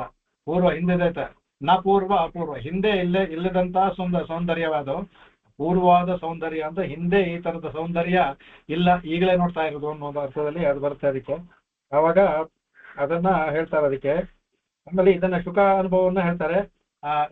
ಗುರಿತಮ್ ಅಂತ ಹೇಳಿದ ನಾವು ಶ್ಲೋಕದಲ್ಲಿ ಅನುಭವಿಸಿದ್ವಿ. ಅದರಿಂದ ಆ ಶ್ಲೋಕಗಳೆಲ್ಲ ಹೇಳೋದು ಬೇಡ ಇವಾಗ. ಅದರಲ್ಲಿ ಕಡೆಗೆ ಅದಕ್ಕೆ ಇದಕ್ಕೆ ಇವನಿಗೆ ಇವ್ರು ಹೇಳ್ತಾರೆ. ಅದಕ್ಕೆ ಯದ್ದಂಶ್ರಾಂಕರ ಗೋಡಿಗಾಟಗಡನ ನಿಷ್ಕಂಪ ನಿತ್ಯ ಸ್ಥಿತಿಗೆ ಇವ್ರು ವ್ಯಾಖ್ಯಾನ ಮಾಡ್ತಾರೆ. ದಂಶ್ರಾಬ್ನ ಕೋಟ್ಯ ಭಗವಂತ ಸ್ವಯಾದೃತ ವಿರಾಜತೆ ಭೂಧರ ಭೂಹು ಆಮೇಲೆ ಸಭೂಧರ ಅನ್ಬಿಟ್ಟು ಅಂತದ್ದು. ಅಂದ್ರೆ ದಂಶ್ರಾಗ್ನದಲ್ಲಿ ಭೂಮಿಯನ್ನ ಧರಿಸಿದಾನೆ. ದಂಶ್ರಾಗ್ನದಲ್ಲಿ ಕೋಟ ಅಂದ್ರೆ ತುದಿನಲ್ಲಿ, ಅದರಲ್ಲಿ ಮಾತಾಡದೆ ಭಗವನ್ ಸ್ವಯಂ ಧೃತ, ತಾನೇ ಧಾರಣೆ ಮಾಡ್ಕೊಂಡಿದ್ದಾನೆ ಅವನು. ಯಾಕಂದ್ರೆ ಭೂತಾಯಿಗೆ ಭೂದೇವಿಗೆ ಧರಿತ್ರಿ ಅಂತ ಹೆಸರು. ಎಲ್ಲವನ್ನೂ ಧಾರಣೆ ಮಾಡ್ಕೊಳ್ಳಿಂದ ಧರಿ. ಮುಂದೆ ಅದಕ್ಕೆ ವಿಶ್ವಂಭರ ಅಂತ ಪದವನ್ನು ಹಾಕಿದಾರಲ್ಲ, ಅದು ಬರುತ್ತೆ. ಅದರಲ್ಲಿ ವಿಶ್ವಂಭರತೀತಿ ವಿಶ್ವಂಭರ ಅಂದ್ರೆ ವಿಶ್ವವನ್ನೇ ಧರಿಸ್ತಾ ಅಂದ್ರೆ ಲೋಕವನ್ನೇ ಧರಿಸ್ಕೊಂಡಿದ್ದಾಳಲ್ಲ ಅವಳು ವಿಶ್ವಂಭರ. ಇಲ್ಲಿ ಅದನ್ನೇ ಹೇಳ್ತಾರೆ, ವಿಶ್ವಂಭರಂ ಧರತೀತಿ ವಿಶ್ವಂಭರ. ಅವನು ವಿಶ್ವಂಭರೆಯನ್ನ ಧರಿಸ್ಕೊಂಡಿರೋನು ವಿಶ್ವಂಭರ. ಅವಳು ವಿಶ್ವಂಭರ ದೀರ್ಘ ಸ್ತ್ರೀಲಿಂಗ ಅದು. ಆ ಭೂಮಿ ವಿಶ್ವಂಭರ. ಆ ವಿಶ್ವಂಭರವನ್ನ ಧರಿಸ್ಕೊಂಡಿರುವಂತ ಇವನು ಹೇಳ್ತಾನಲ್ಲ ಭೂಧರ ಭೂಹು ಆಮೇಲೆ ಸಭೂಧರ. ಅವನು ಅವಳನ್ನ ತಾನು ಧರಿಸ್ಕೊಂಡಿದ್ದ, ಇವನು ಸಹ ವಿಶ್ವಂಭರನಾಗ್ತಾನೆ. ಅವಳು ವಿಶ್ವ ಆಗ್ತಾಳ ಅವಾಗ ವಿಶ್ವಂಭರ ಪುಲ್ಲಿಂಗ, ವಿಶ್ವಂಭರ ಸ್ತ್ರೀಲಿಂಗ. ಭಗವಂತನೇ ಸೃಷ್ಟಿ ಮಾಡೋದು, ಅವನೇ ಧರಿಸ್ಕೊಂಡಿರೋದು, ಯಾವ ಸಂದೇಹವೂ ಇಲ್ಲ. ಅದಕ್ಕೆ ಭೂಮಂಡಲೇನ ಅಸ್ಯ ಧೃತೇನತೆ ತಸ್ಯ ಚೋದ್ಧರತಃ ಶ್ರೋಣೀಂ ಸ್ವದಂಶ್ರಾಗ್ರೇಣ ಲೀಲಯ ಇತ್ಯಾದಿ ಆರ್ಷೋ ಅನುಭವ ಸ್ಮರ್ಯತೆ. ಹಿಂದೆ ಅದಂತಾರೆ ಅವರ ಹಿಂದೆ ಕಾಪಿ ಕಲ್ಪ ಅಂತ ಕಾಲ ಅಂತ ಹೇಳಿದ್ರಲ್ಲ, ಆ ಶ್ಲೋಕವನ್ನು ಇದು ತಗೊಂಡು ಹೋಗ್ತಾ ಇದ್ರಲ್ಲಿ. ಅಲ್ಲಿ ಲೀಲಯ ಅವನಿಗೆ ಚಿಕ್ಕ ಒಂದು ಗೆಡ್ಡೆ ಗೆಣಸು ಇದ್ದಂಗೆ ಅಷ್ಟೇ. ಅದು ತೆಗೆಯೋದಕ್ಕೆ ಎಷ್ಟು ನಮಗೆ ಸುಲಭವಾಗುತ್ತೋ ಆ ಭಗವಂತ ಆ ಭೂಮಿಯನ್ನು ಧರಿಸ್ಕೊಳ್ಳೋಕೆ ಅಷ್ಟೇ ಸುಲಭವಾಗಿ ಲೀಲೆಯಾಗಿ ತಗೊಂಡಂತೆ. ಲೀಲೆಯಾಗಿ ತಗೋಬೇಕಾದ್ರೂ ಯಾವ ತರ ತಗೊಂಡ ಅಂದ್ರೆ ಇಲ್ಲಿರುವಂತಹ ನದಿ ಬೆಟ್ಟಗಳು ಮನುಷ್ಯರು ಯಾರಿಗೂ ಏನೋ ಗೊತ್ತಾಗದೆ ಆಗ್ಬಾರ್ದು. ಇವಾಗ ಭೂಮಿ ಭಗವಂತನ ಇಲ್ಲಿ ಇಲ್ಲಿ ಸ್ಥಿತಿ ಆಗಿದ್ದಾಳೋ, ಆಕಾಶದಲ್ಲಿ ಸ್ಥಿತಿಯಲ್ಲಿ ಇದ್ದಾಳೋ, ಭಗವಂತನ ಇದರಲ್ಲಿ ಇದ್ದಾಳೋ ಅಂತ ಗೊತ್ತಾಗೋದೇ ಇಲ್ಲ ನಮಗೆ. ಯಾಕೆಂದ್ರೆ ಅಷ್ಟು ಅದ್ಭುತವಾಗಿ ಅದೇ ತರ ತಗೊಂಡಿದ್ದಾನಂತೆ. ಒಂದು ಸ್ವಲ್ಪ ಹೆಚ್ಚು ಕಡಿಮೆ ಆಗ್ತೇನೆ ಅದೇ ತರ ತಗೊಂಡಿದ್ದಾನಂತೆ ಅದನ್ನ. ಅದಕ್ಕೆ ಘಾಟ ಘಟನ ನಿಷ್ಕಂಪ ನಿತ್ಯ ಸ್ಥಿತಿ ಅಂತಾರೆ. ಘಾಟ ಯಾವ ತರ ಅಂದ್ರೆ, ಘಟ ಅಂದ್ರೆ ನಿಷ್ಕಂಪ, ಒಂದು ಚೂರು ಇಲ್ಲಿರೋರಿಗೆ ಏನು ಅಂತಾನೆ ಗೊತ್ತಾಗ್ತಾ. ಈಗ ಇಲ್ಲಿರುವಂತ ಭೂಮಿನಲ್ಲಿ ತಾಯಿ ಒಳಗೆ ಮೇಲೆತ್ತಾಗ ಒಳಗಡೆ ಇದ್ದವ್ರು ಮೇಲೆ ಬಂದ್ರಲ್ಲ, ಅವರಿಗೆ ಮತ್ತೆ ಸಾಧಾರಣವಾಗಿತ್ತು, ಏನು ಗೊತ್ತಾಗ್ಲಿಲ್ಲ ಅವ್ರಿಗೆ. ಸ್ವಲ್ಪ ಕಾಲ ಕಷ್ಟಪಟ್ಟರು, ಮೇಲೆ ಬಂದ ತಕ್ಷಣ ಅವ್ರಿಗೇನಾಗ್ಲಿಲ್ಲ, ತಮ್ಮ ಕೆಲಸಗಳು ಮಾಡ್ಕೊಂಡಿದ್ರು. ಅದರಿಂದ ನಿಷ್ಕಂಪ, ಯಾವ ಕಂಪನೂ ಇರ್ಲಿಲ್ಲ ಅವ್ರಿಗೆ, ಏನು ಗೊತ್ತಾಗ್ಲಿಲ್ಲ ಅವ್ರಿಗೆ. ಭಗವಂತ ಧರಿಸ್ಕೊಂಡಿದ್ದಾನೆ ಭೂಮಿನ ತನ್ನ ಇದರಲ್ಲಿ ಅಂತ ಇಲ್ಲಿರುವಂತ ಮನುಷ್ಯರಿಗೆ ಆ ಕಾಲದಲ್ಲಿ ಯಾರಿಗೂ ಗೊತ್ತಾಗ್ಲಿಲ್ಲ ಅಂತ ಅದನ್ನ ಹೇಳ್ತಾರೆ. ಅದನ್ನ ಹೇಳ್ತಾರೆ. ಆಮೇಲೆ ಅದಕ್ಕೆ ಹೇಳ್ತಾರೆ, ಯಾದಕ್ಕಪ್ಪ ಅಂದ್ಬಿಟ್ಟು ಹೇಳ್ತಾರೆ, ಅಚ್ಯುತೋ ಅಯಂ ಹೆದಯತೆ ಅಯಂ ವರಾಹ. ಈ ವರಾಹ ಅಚ್ಯುತ ನಚ್ಚತಿ ಚಾವಯತಿ, ಅವನು ಚ್ಯುತನಾಗೋದಿಲ್ಲ, ಚ್ಯುತನಾಗೋದಕ್ಕೂ ಬಿಡೋದಿಲ್ಲ. ಅದರಿಂದ ಅವನು ಅಚ್ಯುತನೇ ತಗೊಂಡಿರೋದ್ರಿಂದ ಯಾವುದು ಗೊತ್ತಾಗ್ಲಿಲ್ಲ ಅಂದ್ಬಿಟ್ಟು, ನಿಷ್ಕಂಪ ಯಾವುದು ಬರಲಿಲ್ಲ ಅಂದ್ಬಿಟ್ಟು ಹೇಳ್ತಾರೆ. ಆಮೇಲೆ ಬ್ರಹ್ಮಸ್ತಂಭ ಮಸೌತ್ ಅನ್ನೋದಕ್ಕೆ ಅವಾಗ ಹೇಳಿದ್ನಲ್ಲ, ಅದೇ ಅರ್ಥ ಇದರಲ್ಲಿ ವಿಶೇಷವಾದಲ್ಲ. ಅಂದ್ರೆ ಈ ವರಾಹ ಇದರಲ್ಲೇ ಸ್ವಾಮಿ ಹೇಳಬೇಕಾದ್ರೆ, ವರಾಹದ ಒಂದೊಂದು ರೋಮ ಒಂದೊಂದು ಇದಾಗ್ತಲ್ಲ, ಒಂದೊಂದು ಬ್ರಹ್ಮಾಂಡವಾಯ್ತಂತೆ. ಇದು ಇನ್ನೊಂದು ವರಾಹ ಪ್ರಾಣದಲ್ಲಿ ಬರುತ್ತೆ, ಒಂದೊಂದು ರೋಮ ಒಂದೊಂದು ಬ್ರಹ್ಮಾಂಡ ಆಯ್ತು. ಅದರಿಂದ ಈ ಇಂಡೈರೆಕ್ಟ್ ಆಗಿ ಅಂತ ಹೇಳ್ತೀವಲ್ಲ, ಪ್ರತ್ಯಕ್ಷ ಪರೋಕ್ಷವಾಗಿ ಬ್ರಹ್ಮಸ್ತಂಭ ಅಸೌತ್, ಇದು ಬ್ರಹ್ಮ ಮತ್ತು ಅಂದ್ರೆ ಹುಲ್ಲಿನಿಂದ ಹಿಡಿದು ಬ್ರಹ್ಮವರೆಗೂ ವರಾಹ ಅಸೌತ್, ವರಾಹವೇ ಹೆತ್ತದಂತೆ. ವರಾಹದ ಒಂದೊಂದು ಇದ್ರಲ್ಲೂ ಒಂದೊಂದು ಬ್ರಹ್ಮಾಂಡ ಉಂಟಾಯಿತು ಅಂತ ಬರುತ್ತೆ. ಅದರಲ್ಲಿ ಅಷ್ಟೊಂದು ಅಂದಗೋಡಿ ಬ್ರಹ್ಮಾಂಡಗಳಿದೆ ಅದರಿಂದ. ಹಾಗಾಗಿ ಬ್ರಹ್ಮನಿಂದಾಗಿ ಎಲ್ಲರೂ ವರಾಹನಿಂದಲೇ ಸೃಷ್ಟಿಯಾದ್ರು. ಅದಕ್ಕೆ ಬ್ರಹ್ಮಸ್ತಂಭ ಮಸೌದ. ಆಮೇಲೆ ಇನ್ನೊಂದು ಹೇಳ್ತಾರೆ ಅದ್ಭುತವಾಗಿ, ಅಸೌ ಅಂತ ಪದವನ್ನು ಹಾಕ್ತಾರೆ ಇಲ್ಲಿ. ಈ ಅಸೌ ಅನ್ಬಿಟ್ಟು ಅಂತ ಹಾಕಿರೋದ್ರಿಂದ, ಅಸೌ ಅಂದ್ರೆ ಪಕ್ಕದಲ್ಲಿರುವಾಗ ಹೇಳುವಂತ ಇದು, ಅದಕ್ಕೆ ಪಕ್ಕದಲ್ಲಿದ್ದರೆ ಹೇಳುವಂತಹದ್ದು. ಇಲ್ಲಿ ಸ್ವಾಮಿ ಏನಾಗಿದೆ, ಅವರಿಗೆ ಜ್ಞಾನ ದೃಷ್ಟಿಯಲ್ಲಿ ಎಲ್ಲ ಅವತಾರ ಗೋಚರವಾಗ್ತಾ ಇದೆಯಲ್ಲ ಅವರಿಗೆ ಅವತಾರ ಗೋಚರವಾಗ್ತಿರೋದ್ರಿಂದ ಅವರಿಗೆ ಅದಕ್ಕೆ ಅಸೌ ಅಂತ ಇಲ್ಲಿ ಪಕ್ಕದಲ್ಲೇ ನೋಡ್ತಾ ಇರೋದ್ರಿಂದ ಇಲ್ಲಿ ಇದೆ ಅಂತ ಹೇಳ್ತಾ ಇದ್ರು. ಅದಕ್ಕೆ ಇದೇ ತರ ಶ್ರೀಸ್ತುತಿಯಲ್ಲೂ ಹೀಗೆ ಬರುತ್ತೆ. ಅದಕ್ಕೆ ಶ್ರೀಸ್ತುತಿಯಲ್ಲಿ ಇದೇ ತರ ತಾಯಿನ ಏರ್ವಾಕೊಂಡ ಕಂಡಿರ್ತದಕ್ಕೆ ಅಲ್ಲೂ ಅಸೌ ಇಲ್ಲೇ ಇದ್ದಾಳಲ್ಲ ಅನ್ನೋದು, ಪಕ್ಕದಲ್ಲೇ ಇದ್ದಾಳಲ್ಲ ಅನ್ಬಿಟ್ಟು, ಯಶಃ ಅಹೇವ್ ಅಂದ್ಬಿಟ್ಟು ಅಂತ ಇದು ಅದನ್ನ ಹೇಳ್ತಾರೆ. ಅಸೌ ಅಂತ ಇವ್ರು ಹಾಕಿದ್ರಿಂದ ಸ್ವಾಮಿಗೆ ಆ ದರ್ಶನ ಸಮಾನಕಾರ ಹೇಗೆ ನಮ್ಮವಾರಿಗೆ ಭಗವಂತ ಕೊಟ್ಟನೋ, ಹಾಗೆ ಸ್ವಾಮಿ ದೇಶಿಕನಿಗೂ ಎಲ್ಲ ಅವತಾರವನ್ನು ಅವರ ಮನಪಟದಲ್ಲಿ ಇಷ್ಟು ದೊಡ್ಡವಾಗಿ ಆ ಮನಪಟದಲ್ಲಿ ಊಹೆಗೆ ಅಷ್ಟು ಕಾಣುತ್ತೆ ಅಂತ ಅವರ ಊಹೆಗೆ ವರ್ಣಿಸಕ್ಕೂ ಆಗಲ್ಲ, ಹೇಳಕ್ಕೂ ಆಗಲ್ಲ. ಆದ್ರೆ ಅವ್ರ ದೃಷ್ಟಿನಲ್ಲಿ ಗೋಚರವಾಗಿದೆ, ಅಷ್ಟು ದೊಡ್ಡ ಇದು. ಅದಕ್ಕೆ ಕುರದಗ್ನ ಅಂದ್ಬಿಟ್ರು. ಅದಕ್ಕೆ ಅವನ ಇದನ್ನು ಯಾಕಂದ್ರೆ ಸಾಕ್ಷಾತ್ ನೋಡಿದ್ದಾರೆ. ಅವನ ಕುರುವನ್ನು ಸಹ ಪೂರ್ಣವಾಗಿ ಮುಳುಗಿಸ್ಲಿಲ್ಲ, ಕುರದಗ್ನ ಅದನ್ನ ಇರುವಂತ ಇದಾಯ್ತು ಅಂದ್ಬಿಡು ಅಂತ. ಇನ್ನು ಕೆಲವರು ಕುರದಗ್ನ ಅಂದ್ರೆ ಕುರದವರೆಗೆ ಅಂದ್ರೆ ನಮ್ಮ ಮಂಡಿವರೆಗೆ ಅಂತ ಹೇಳ್ತಲ್ಲ, ಆಳ ಇಲ್ಲಪ್ಪ ಮಂಡಿವರೆಗೆ ಮಾತ್ರ ಇದೆ ಅಂತ ರೂಢಿನಲ್ಲಿ. ಯಾವ್ದೋ ಹೊಳೆ ಆಗ್ಬೇಕಾದ್ರೆ ಇಲ್ಲ ಮಂಡಿ ನೀರಿದೆ ಅಂತ ಅಂದ್ರೆ ಮಂಡಿನೂ ನೆನ್ಸಲ್ಲ, ಅಷ್ಟು ಕಮ್ಮಿ ಇದೆ, ಹೋಗಿ ಪರವಾಗಿಲ್ಲ ಅನ್ನೋ ಅರ್ಥದಲ್ಲಿ. ಆ ಕುರದಗ್ನಾನು ಅದೇ ತರ, ಕುರವನ್ನು ನೆನೆಸೋದಿಲ್ಲ, ಯಾರಾದ್ರೂ ಅದು ಹೋಗ್ಬೋದು ಆ ತರ. ಅಂದ್ರೆ ವರಾಹ ತಾರ ತಗೊಂಡ್ರೆ ಅವ್ರು ಮಾತ್ರ ಹೋಗ್ಬೋದು ಆ ತರ. ಅದನ್ನ ಹೇಳ್ತಾ ಇದ್ದಾರೆ. ಇವರು ಇಲ್ಲಿ ಅಸೌ ಅನ್ನೋದ್ರಿಂದ ಇಲ್ಲಿ ಅವ್ರಿಗೆ ಇಲ್ಲಿ ಹೇಳ್ತಾ ಇದಕ್ಕೆ ಅವ್ರಿಗೆ ಪರೋಕ್ಷ ಅಲ್ಲಿ ಎದುರಿಗೆ ಅವರಿಗೆ ಸ್ವಾಮಿ ದೇಶಿಕನಿಗೆ ಇವರು ಹೇಳ್ತಾರೆ. ಯಾಕಂದ್ರೆ ಅಸೌ ಅನ್ನೋದ್ರಿಂದ ಅವರಿಗೆ ಎದುರಿಗೆ ಕಾಣ್ತಾ ಇದೆ, ಅದನ್ನ ಅದು ಅನುಭವಿಸ್ಕೊಂಡು ಹೇಳ್ಬೇಕಾದ್ರೆ ಅಸೌ ಅಂತ ನಮ್ಗೆ ಹೇಳ್ತಾ ಇದ್ದಾರೆ. ನೋಡಿ ಇಲ್ಲಿದೆ ನೋಡಿ ನಮ್ಗೆ ಹೇಳ್ತಾ ಇದ್ದಾರೆ. ಅವ್ರಿಗೆ ಕಾಣ್ತಾ ಇದೆ, ನಮಗ್ ಕಾಣ್ಬೇಕಲ್ಲ, ಅಸೌ ಅಂತ ಹೇಳಿದ್ದಾರೆ. ಆಮೇಲೆ ಭಗವತಿ ವಿಶ್ವಂಭರ ಇದು ಹೇಳ್ದಲ್ಲ ಹೇಳ್ತಾರೆ. ವಿಶ್ವಂಭರತಿ ಇದು ವಿಶ್ವಂಭರ, ಅದೇ ವ್ಯಾಖ್ಯಾನ ಅದು ಹೇಳ್ತಾರೆ. ಅದಕ್ಕೆ ಅದನ್ನು ಇವರು ಹೇಳ್ತಾರೆ. ಅದಕ್ಕೆ ಅವರು ಸರ್ವಂ ಬಿಭ್ರತಿ ಅಂತ, ಎಲ್ಲವನ್ನೂ ಧರಿಸುವ ಶಕ್ತಿ ಇದೆ ಅಂತ. ಇದಕ್ಕೆ ಇಲ್ಲಿ ಈ ವಿಶ್ವಂಭರ ಅನ್ನೋದು ಇಲ್ಲಿ ಭೂದೇವಿಗೂ ಹೇಳ್ಬೋದು, ತಾಯಿಯಾದ ಮಹಾಲಕ್ಷ್ಮಿ ಹೇಳ್ಬೋದು. ಅವಳು ಸಹ ಭಗವಂತನ ವಿಶ್ವವನ್ನು ಧರಿಸ್ತಾಳಂದ, ಅವಳು ಸಹ ವಿಶ್ವವನ್ನು ಧರಿಸುವ ಶಕ್ತಿ ಉಳ್ಳವಳು. ಅವಳು ಸರ್ವಂ ಬಿಭ್ರತಿ, ಅದಕ್ಕೆ ಅದು ಎಲ್ಲವನ್ನೂ ಧರಿಸೋಳು. ಸೀತೆಗೆ ಇದೇ ತರ ಹೇಳ್ತಾರೆ, ಸರ್ವಂ ಬಿಭ್ರತಿ ಇದ್ರಲ್ಲಿ ಬರ್ತದೆ. ಅದಕ್ಕೆ ಮಾತಾ ತ್ವಮಪ್ಯ ಸೂತ ಅನ್ಬಿಟ್ಟು, ತ್ವಮಪಿ ಸೂತ ಅನ್ಬಿಟ್ಟು ಅಂತ ಭಗವಂತನನ್ನು ಹಿಡಿದ್ಲು ಅಂತ. ಅದು ಸ್ವಲ್ಪ ಉತ್ಪ್ರೇಕ್ಷ ಅಂದ್ರೆ ಎಲ್ಲಾ ಸೃಷ್ಟಿನಲ್ಲೂ ಅವತಾರ ಕಾಲದಲ್ಲಿ ಭಗವಂತ ಇಲ್ಲೇ ಬರ್ತಾನಲ್ಲ, ತ್ವಮಪಿ ಸೂತ ನಿನ್ನನ್ನೂ ಸಹ ಹೇಳಿದ್ಲು ಅನ್ಬೋದು. ವಿಶ್ವಂಭರ ಅವತಾರ ಕಾಲದಲ್ಲಿ ಕೃಷ್ಣನಾಗಿಲ್ಲೇ ತಾನೇ ಹುಡ್ದ, ರಾಮನಾಗಿಲ್ಲೇ ಹುಡ್ದ, ವಾಮನಾಗಿ ಇಲ್ಲೇ ಹುಡ್ದ, ನರಸಿಂಹನಾಗಿ ಇಲ್ಲಿ ಅವತಾರವನ್ನು ತೊಳ್ಕೊಂಡ. ಹಾಗಾಗಿ ತ್ವಮಪಿ ಸೂತ, ಭಗವಂತನೂ ಹೆಡದ್ಲು ಯಾರೋ ವಿಶ್ವಂಭರೆ ಅಂದ್ಬಿಟ್ಟು ಅನುಭವಿಸೋದಕ್ಕಷ್ಟೇ ಇದನ್ನ. ಭಗವಂತನೂ ಹೆಡೆಯವಳಾದ್ಲು, ಅದರಿಂದ ವಿಶ್ವಂಭರ, ಅವನನ್ನು ಧರ ಅಂದ್ರಲ್ಲಿ ಭರ ಅಂದ್ರೆ ಎಲ್ಲ, ಇದು ತಾಯಿಗೂ ಹೇಳ್ಬೋದು. ತಾಯಿಯು ಎಲ್ಲಾ ಗರ್ಭದಲ್ಲಿ ಮಕ್ಕಳನ್ನು ಧರಿಸ್ಕೋತಾರಲ್ಲ, ಆತರ ಭೂದೇವಿ ಎಲ್ಲರನ್ನೂ ತಮ್ಮ ಗರ್ಭದಲ್ಲಿ ಧರಿಸ್ಕೊಂಡಿದ್ದಾಳೆ. ಆತರ ಭಗವಂತನೂ ಧರಿಸ್ಕೊಂಡಿದ್ದಾಳೆ ತನ್ನ ಗರ್ಭದಲ್ಲಿ ಅನ್ಬಿಟ್ಟು ಅಂತ. ಅದಕ್ಕೆ ವಿಶ್ವಂಭರ, ವಿಶ್ವಂ ಅದಕ್ಕೆ ಧರತಿ ಇತಿ ವಿಶ್ವಂಭರ, ವಿಶ್ವಂ ಭರತಿತೆ ವಿಶ್ವಂ ಧರತಿ, ಅದರಿಂದ ಭಾರವನ್ನ ತಾನು ಹೊರತಾಳೆ, ಅದಕ್ಕೆ ವಿಶ್ವಂಭರ ಅನ್ಬಿಟ್ಟು ಹೇಳ್ತಾರೆ. ಅದಕ್ಕೆ ಅದರಲ್ಲಿ ಭಗವಂತನೂ ಸಹ ಅವಳು ಅಸೂತ, ಅವಳು ಹಡಿತಾಳೆ ಅದರಿಂದ ಅನ್ಬಿಟ್ಟು ಅಂತ. ಅಂತಹ ವಿಶ್ವಂಭರ ಇದೆ ಕಡೆಗೆ. ಅದಕ್ಕೆ ಅದನ್ನ ನಮಗೆ ಅದಕ್ಕೆ ಮುಸ್ತೇವ ಅನ್ಬೇಕಾದಂದ್ರೆ ಅನೇಕ ಹೇಳಿದೀವಿ. ಇದಕ್ಕೆ ಈ ಶ್ರೀರಂಗ ರಾಜಸ್ತವದಲ್ಲಿ ಉತ್ತರ ಶತಕದಲ್ಲಿ ದಶಾವತಾರವನ್ನು ಸಹ ಅನುಭವಿಸಿದ್ದಾರೆ ಪರಾಶರ ಭಟ್ರು. ವರಾವತಾರನ ಅನುಭವಿಸ್ತಾರೆ ಅವರು. ಹೃದಯ ಸುರ ಶಿರಸ ರಿಪೋರ್ ದ್ರಂಷ್ಟೋತ್ಖಾತೆ, ಅತ್ಯಂತ ಅವ್ರಿಗೆ ಹೊಡೆಯುತ್ತೆ ನೋಡಿ. ಅವರೆಲ್ಲ ಅವತಾರ ಪುರುಷರು, ಅವ್ರಿಗೆಲ್ಲ ಹೊಡೆಯೋದು ಸಾಧಾರಣ ಹೊಡೆಯೋದಿಲ್ಲ. ಅವ್ರು ಎಂತ ಅದ್ಭುತ ಹೇಳ್ತಾರೆ. ಹೃದಯ ಸರಿ ರಿಪೋ ದಂಷ್ಟೋತ್ಖಾತೆ ಕ್ಷಿಪ್ರಾತೆ ಪ್ರಳಯಾರ್ಣವಂ ಕ್ಷಿತಿಕುಶ ತಟೀಂ ಅರ್ಚನ್ ದೈತ್ಯ ಕುಂಕುಮಾರ್ಚಯ ಸ್ಫುಟಗುಟ, ಅಲ್ಲಿ ಸ್ಫುಟದ, ಆಮೇಲೆ ಸ್ಫುಟಗುತ ಸಟಾ ಬ್ರಹ್ಮಸ್ತವೋನ್ ಮುಖ ಬ್ರಹ್ಮಿತಃ ಶರಣಮಸಿತೆ ರಂಗಿಣಸ್ವಂ ಮೂಲಕೋಲ ತನುರ್ಭವಾನೆ. ಮೂಲಕೋಲ ಅಂದ್ರೆ ಆದಿವರಾಹ ಅಂತ, ಕೋಲವರಾಹ ಮೊನ್ನ ಅಂತ ಹೇಳ್ತಾಗೆ. ಮೂಲಕೋಲ ಅಂದ್ರೆ ಆದಿವರಾಹ, ಕೋಲ ಅಂದ್ರೆ ವರಾಹ, ಮೂಲಕೋಲ ಅಂದ್ರೆ ಆದಿವರಾಹ.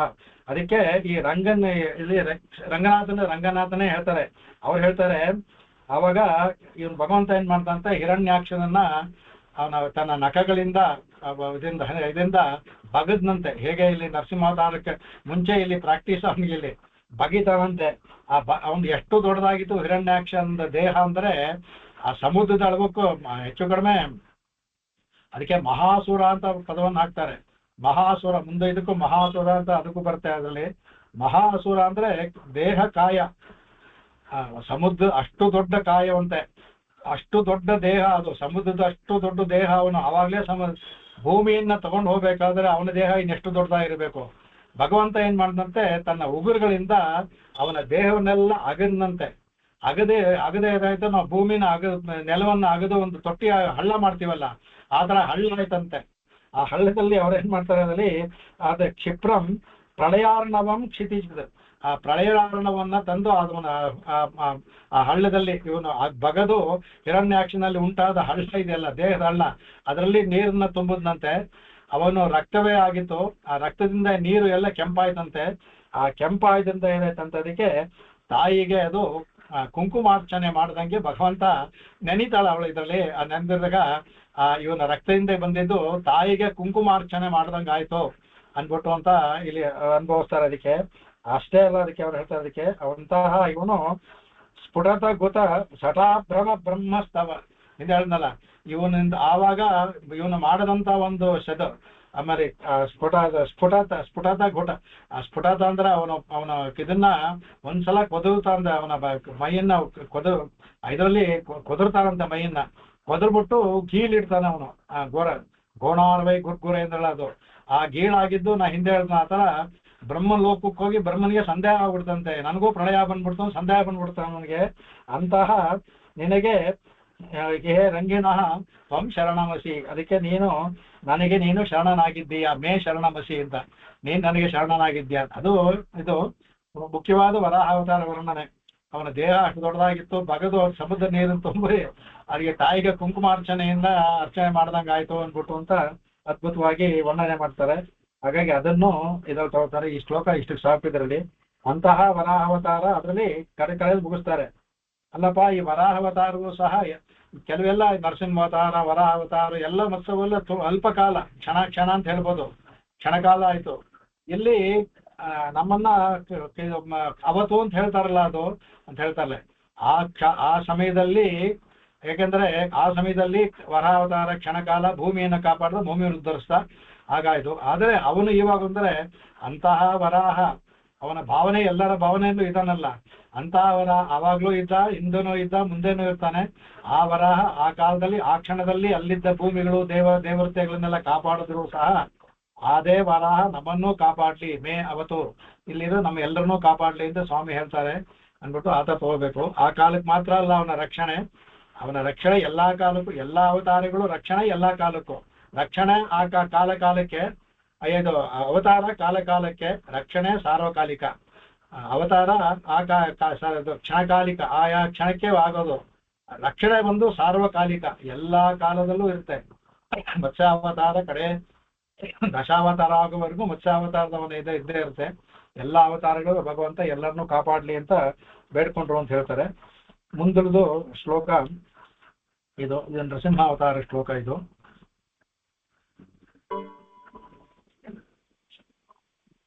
ಬಹಳ ಅದ್ಭುತವಾಗಿ ಇದಕ್ಕೆ ತುಂಬಾ ದೊಡ್ಡ ವ್ಯಾಖ್ಯಾನ, ತುಂಬಾ ದೊಡ್ಡದಾಗಿ ಹೋಗುತ್ತೆ ಇದಕ್ಕೆ. ಆಮೇಲೆ ನಿಮ್ಗೆ ಇದನ್ನ ಹೇಳ್ತಾರ, ಅದನ್ನ ಹೇಳಿದೆ ಅನ್ಸುತ್ತೆ. ಇದನ್ನ ಮನುವಿನ ಆರಂಭದಲ್ಲಿ ಆಯ್ತು ಅಂತ ಹೇಳ್ತಾರೆ. ಯಾವಾಗಲೂ ಮನುವಿನ ಆರಂಭ ಆಗೋದು ಪ್ರಳಯ ಆದ್ಮೇಲೆ. ಆದ್ರೆ ಪದ್ಮಪುರಾಣದಲ್ಲಿ ಈ ಹಿರಣ್ಯಾಕ್ಷನ ವಧೆ ಮಾಡಿದ್ದು ನಮಗೆ ಹಿಂದಿನ ಮನು ಚಾಕ್ಷುಷ ಮನು ಆದ್ಮೇಲೆ ವೈವಸ್ವತ. ಈಗ 6ನೇ ಮನು ಚಾಕ್ಷುಷ ಮನು ಆಯ್ತು ಅಂತ ಪದ್ಮಪುರಾಣದಲ್ಲಿ ಬಂದಿದೆ. ಆಗ್ಲೂ ಒಂದ್ಸಲ ಆಗಿರ್ಬೋದು, ಚಾಕ್ಷುಷ ಮನ್ವಂತರದಲ್ಲೂ ಆಗಿರ್ಬೋದು. ಈ ವೈವಸ್ವತ ಮನ್ವಂತರದಲ್ಲಿ ಆಗಿದ್ದಲ್ಲ, ಇದು ಚಾಕ್ಷುಷ ಮನ್ವಂತರದಲ್ಲಿ ಆಗಿದ್ದಿದ್ದು ಅಂತ ಅದರಲ್ಲಿ ಪದ್ಮಪುರಾಣದಲ್ಲಿ ಇದು 6ನೇ ಮನ್ವಂತರದಲ್ಲಿ ಆಗಿದೆ ಅಂತ ಹೇಳ್ತಿದೆ ಅಂತ ಹೇಳಿದ್ದಾರೆ. ಅದಕ್ಕೆ ಎಲ್ಲವೂ ಒಂದೊಂದು ಪುರಾಣದಲ್ಲಿ ಹೇಳಿರೋದು ನಾವು ಹಾಗಾಗಿ ತಗೋಬೇಕು. ಆಯಾ ಕಾಲಕ್ಕೆ ಆಗಿದೆ ಅಂತ ತಗೋಬೇಕು. ಅದಕ್ಕೆ ಅನೇಕ ಅವತಾರಗಳಾಗಿರೋದ್ರಿಂದ ಯಾವ ಇಲ್ದಲ್ಲೇ ಆಯ್ತು, 6ನೇ ಅವತಾರದಲ್ಲಾಯ್ತು, 1ನೇದ್ರಲ್ಲಾಗ್ಲಿಲ್ಲ ಅಂತ ಹೇಳಕ್ ಬರೋದಿಲ್ಲ. ಎಲ್ಲಾ ಕಾಲದಲ್ಲೂ ಭಗವಂತನ ಅವತಾರಗಳಾಗ್ತಾನೆ ಇರುತ್ತೆ, ಹೋಗ್ತಾನೆ ಇರುತ್ತೆ. ಅದು ಅವನಿಗೆ ಹೊಸದಲ್ಲ, ನಮಗೂ ಹೊಸದಷ್ಟೇ. ನಮಗೆ ಎಲ್ಲವೂ ಪ್ರತ್ಯಾದಿಷ್ಟ ಪುರಾತನ ಪ್ರಹರಣ ಗ್ರಾಮ ಕ್ಷಣಂ ಪಾಣಿಜೈ ಅವ್ಯಾತ್ರೀಣಿ ಜಗಂಚ ಕುಂಠ ಮಹಿಮಾ ವೈಕುಂಠ ಕಂಠೀರವ ಯತ್ರಾದುರ್ಭವನಾದ್ಯವಂದ್ಯ ಜಠರಾಂ ಯಾದೃಚ್ಛಿಕಾದ್ವೇಧಸಾಂ ಯಾಕಾಚಿತ್ ಸಹಸಾ ಮಹಾಸುರ ಗೃಹ ಸ್ಥೂಣಾಪಿತಾಮಹ್ಯಭೂತ್. ಬಹಳ ಅದ್ಭುತವಾಗಿ ಇದನ್ನ ನರಸಿಂಹಾವತಾರನ್ನ ಸ್ವಾಮಿ ದೇಶಿಕನ್ ಅನುಭವಿಸಿದೆ. ಇದರಲ್ಲಿ ಮೇಲಿನ ಪದಗಳನ್ನ ಇದರಲ್ಲಿ ಹಿಂದಿನ ಇದರಲ್ಲಿ ಶಿರಸ್ತದಾರ ಅಂತ ಹೇಳಿದ್ವಿ, ಅಂದ್ರೆ ತಲೆಯಲ್ಲಿ ಭಗವಂತನ ಧರಿಸ್ಕೊಂಡಿದ್ದ ಅಂದ್ಬಿಟ್ಟು. ಇದರಲ್ಲಿ ಸಪದಿ ಜಂಬಿತ ಸ್ತಂಭಕ ಅಂದ್ಬಿಟ್ಟು ಶೀರ್ಷೆ ಕೊಟ್ಟಿದ್ದಾರೆ ಈ ಶ್ಲೋಕಕ್ಕೆ. ನಮ್ಮ ಇವರು ತಾತಾಚಾರ್ಯ ಸ್ವಾಮಿ ಸಪದಿ ಜಂಬಿತ ಸ್ತಂಭದಲ್ಲಿ ಜಂಬಿತ, ಸಪದಿ ಜಂಬಿತ ಭಗವಂತ ಜಂಬಿತನಾಗಿ ಹೊಡ್ಕೊಂಡು ಹೊರಗಡೆ ಬರ್ತಾನಲ್ಲ, ಅದ್ರ ಜಂಬಿತ ಅಂದ್ಬಿಟ್ಟು ಅಂತ ಅದ್ಭುತವಾಗಿ ನರಸಿಂಹಾವತಾರವನ್ನು ಓದ್ತಾ ಇದ್ದ ಅಂದ್ರೆ ಬಹಳ ಅದ್ಭುತವಾದಂತ ಅವತಾರ ಅದು. ವಿಶೇಷವಾಗಿ ಯಾರು ನರಸಿಂಹನ ಆರಾಧನೆ ಮಾಡ್ತಾರೋ, ನರಸಿಂಹನ ಒಕ್ಕಳ ಇಟ್ಕೊಳ್ತಾರೋ, ನರಸಿಂಹ ಮರದೇ ಇರ್ತಾರೋ ಅವ್ರಿಗೆ ವಿಶೇಷ. ಅದಿಲ್ಲದೆ ಇದ್ರೂ ಸಹ ಎಲ್ಲರಿಗೂ ಸಹ ಆ ನರಸಿಂಹ ಅನ್ನೋದು ಎಲ್ಲಾ ಅವತಾರಗಳಲ್ಲೂ ಒಂಥರ ಅತ್ಯಂತ ಹಿಡ್ಕೊಳ್ಳುವಂತಹದ್ದು ಅವತಾರ. ಅದು ನೋಡಕ್ಕೆ ಅದು ರೌದ್ರಾವತಾರ ಆಗಿದ್ರು ಸಹ ಎಲ್ಲರ ಮನಸ್ಸಿನಲ್ಲೂ ಕವರದು ತಮ್ಮನ್ನ ಹೇಳ್ತಾಯಿಲ್ಲ, ಎಲ್ಲರ ಮನಸ್ಸಕ್ಕೆ ಎಲ್ಲರನ್ನ ಆಕರ್ಷಣೆ ಮಾಡುವಂತ ಅವತಾರ ನರಸಿಂಹಾವತಾರ ಅದು. ಅದನ್ನ ಹೇಳ್ತಾರೆ. ಇದಕ್ಕೆ ಸ್ವಾಮಿ ಹೇಳ್ತಾರೆ, ಇದು ಸಹ ಅವರಿಗೆ ಎದೆ ಕಂಡಿದ್ದದಕ್ಕೆ ಅದನ್ನ ಹೇಳ್ತಾರೆ. ಇದಕ್ಕೆ ಅನ್ವಯ ಮಾಡ್ಬೇಕಾದ್ರೆ ಸಹಸಾ ಯಾದೃಚ್ಛಿಕಾತ್ ಅಂತ ಶುರು ಮಾಡ್ಕೋಬೇಕು. ಸಹಸ ಅಂದ್ರೆ ತಟ್ಟನೆ ಅಂತ. ಅವನು ಕೇಳಿದ ತಕ್ಷಣ ಎಲ್ಲಿರ್ತಾನೆ, ಇಲ್ಲಿರ್ತಾನೆ, ಅಲ್ಲಿರ್ತಾನೆ, ಎಲ್ಲಾ ಕಡೆ ಇರ್ತಾನೆ, ಎಲ್ಲಿ ಹೇಳಿದ ತಕ್ಷಣ ಎಲ್ಲಿದ್ದಾನ ಅಂದ್ಬಿಟ್ಟು ಆ ಕಂಬವನ್ನ ಒಂದು ಹೊಡೆದ ತಕ್ಷಣ ಬರ್ತಾನೆ. ಅದಕ್ಕೆ ತಟ್ಟನೆ ಸಡನ್ನ ಬರ್ತಾನೆ. ಅದಕ್ಕೆ ಒಂದೇ ಕ್ಷಣದಲ್ಲಿ ಅವನು ಹೊಡೆದಿಂದ ಬರ್ಲಿಲ್ಲ, ಹೊಡೆದಿದ್ದ ಒಂದು ನೆಪ, ಅವನು ಹೊಡೆದಿದ್ದರಿಂದ ಆ ಕಂಬ ಇದಾಗ್ಲಿಲ್ಲ. ಸಾಗು ಭಗವಂತ ಬಗ್ಗೆ ತಾನೇ ಸೀರ್ಕೊಂಡು ಈಚೆ ಬರ್ತಾನೆ ಭಗವಂತ. ಅದಕ್ಕೆ ಅವನೇ ತಟ್ಟನೆ ಯಾದೃಚ್ಛಿಕಾತೆ ಅಂದ್ರೆ ಯಾದೃಚ್ಛಿಕವಾಗಿ ಸುಮ್ಮನೆ ಕೇಳ್ತಾನೆ, ಇಲ್ಲಿದ್ದಾನೆ ಕೇಳುತ್ತಾನೆ ಅಂದ್ರೆ ಯಾದೃಚ್ಛಿಕವಾಗಿ ಅಂತ ಆದ ಒಂದು ಅರ್ಥ. ಇಲ್ಲೇ ಅಸುರೇನ ಇಚ್ಛೆಯಿಂದ ಅಂತ, ಸ್ವೇಚ್ಛೆಯ. ಯಾರ ಸ್ವೇಚ್ಛೆಯ? ಹಿರಣ್ಯಕಶಿಪು ಸ್ವೇಚ್ಛೆಯ. ಅವನಿಗೆ ಕೇಳ್ತಾನೆ, ಈ ಕಂಬದಲ್ಲಿ ಇದ್ದಾನ ಅಂತ ಕೇಳ್ತಾನ, ಅವನ ಇಷ್ಟ ಪ್ರಕಾರದಿಂದ ಇಚ್ಛೆಯಿಂದ. ಅದಕ್ಕೆ ಯತ್ ಪ್ರಾದುರ್ಭವನಾತ್, ಯತ್ ಪ್ರಾದುರ್ಭಾವದಿಂದ, ಯತ್ ಪ್ರಾದುರ್ಭವನಾತ್, ಆ ನೃಸಿಂಹನ ಪ್ರಾದುರ್ಭಾವ ಅಂದ್ರೆ ನೃಸಿಂಹನ ಅವತಾರ, ನೃಸಿಂಹನ ಪ್ರಾದುರ್ಭಾವದಿಂದ, ಭವನಾಥದ ಪ್ರಾದುರ್ಭಾವದಿಂದ ಕಡೆಗೆ ಯಾಕಾಚಿತ್ ಮಹಾಗೃಹ ಸ್ಥೂಣ, ಯಾಕಾಚಿತ್ ಅಂದ್ರೆ ಯಾವುದೋ ಒಂದು ಆ ನೂರಾರು ಇದೆಲ್ಲೂ ಕಂಬ ಉಳ್ಳಂತಹ ಅವನ ಅರಮನೆ, ನೂರಾರು ಸಾವಿರಾರು ಕಂಬಗಳಿರ್ತದೆ ಅದಕ್ಕೆ, ಅದನ್ನು ಯಾವುದೋ ಒಂದು ಯಾಕಾಚಿತ್, ಯಾಕಂದ್ರೆ ಇದೆಲ್ಲ ಕೇಳ್ತಾನೆ ಅದು ಯಾಕಾಚಿತ್ ಅಂದ್ರೆ ಅವ ಹೇಳ್ತಾನೆ ಅದಕ್ಕೆ ಮಹಾಸುರ ಗೃಹಸ್ಥೂಣ, ಅದು ಗೃಹಸ್ಥೂಣ ಅಂದ್ರೆ ಮನೆಯಲ್ಲಿರುವ ಕಂಬ, ಅಸುರ ಗೃಹಸ್ಥೂಣ, ಅಸುರ ಅಂದ್ರೆ ರಾಕ್ಷಸನಲ್ಲಿ ಇವನ್ಗೆ ಮಹಾ ಅಸುರ ಅಂತ ಹೇಳ್ತಾರೆ, ಪದವನ್ನು ಹಾಕ್ತಾರೆ. ಹಿಂದೆ ಹೇಳ್ದಲ್ಲ ಅದಕ್ಕೆ ಅವನಿಗೂ ಮಹಾಸುರ ಅಂತ ಹೇಳಿದ್ವಿ ಹಿರಣ್ಯಾಕ್ಷನ್ಗೆ, ಯಾಕೆಂದ್ರೆ ಅತ್ಯಂತ ದೊಡ್ಡ ದೀರ್ಘವಾದ ದೇಹವುಳ್ಳವನು. ಅದೇ ತರ ಇವನು ಮಹಾಸುರ ಅಂದ್ರೆ ಇವನು ಸಹ ಅತ್ಯಂತ ದೀರ್ಘವಾದ ದೇಹವುಳ್ಳವನು, ಅಸುರರಲ್ಲೇ ವಿಶೇಷವಾದ ಶಕ್ತಿ ಉಳ್ಳವನು, ಅದಕ್ಕೆ ಮಹಾಸುರ. ರಾಜ ಮಹಾರಾಜ ಅನ್ನೋದು ಇವನು ಮಹಾಸುರ ಇವನು. ಆ ತರ ಅವನು ಆ ಸ್ಥೂಲ ಹಿರಕೃಷ್ಣನ ಅರಮನೆಯ ಕಂಬ ಇದೆಯಲ್ಲ ಅದಕ್ಕೆ ಸ್ಥೂಣ ಅಂದ್ರೆ ಕಂಬ, ಸ್ಥೂಣ, ಆ ಕಂಬದಿಂದ ಅವ ಏನಂತ ಕಡೆಗೆ ಆ ಕಂಬು ಏನಂತಕ್ಕೆ ಅವಂದ್ಯ ಜಠರ ಅಂದ್ರೆ ವಂದ್ಯ ಅಂದ್ರೆ ಬಂಜೆ, ಎಲ್ಲ ಲೋಕದಲ್ಲಿರುವ ಎಲ್ಲಾ ಕಂಬಗಳು ಎಲ್ಲ ಅಚೇತನ ವಸ್ತುಗಳು ಬಂಜೆಯಾಗೇ ಇರುತ್ತೆ, ಅವದಾಗಲ್ಲ. ಇದು ಅವಂದ್ಯವಾಯ್ತಂತೆ. ಈ ಒಂದು ಅವಂದ್ಯ ಜಠರ, ಈ ಕಂಬದ ಒಂದು ಇದು ಅವಂದ್ಯ, ಏಕೆಂದ್ರೆ ನರಸಿಂಹನ ಹೆತ್ತು ಬಿಡ್ತು, ಹಾಗಾಗಿ ಅವಂದ್ಯ ಆಗೋಯ್ತಂತೆ. ಅದು ವಂದ್ಯ ಆಗ್ಲಿಲ್ಲ, ಅದು ಬಂಜೆನೇ ಆಗ್ಲಿಲ್ಲ, ಬಂಜೆತನ ಹೊಡೋಯ್ತು, ಅವಂದ್ಯ ಜಠರ. ಅದರಿಂದ ನರಸಿಂಹನ ಹೆತ್ತಿದ್ರಿಂದ ಅದು ಸ್ಥೂಣ ಬಂದು ಭಗವಂತನಿಗೆ ತಾಯಿ ಆಗೋಯ್ತು.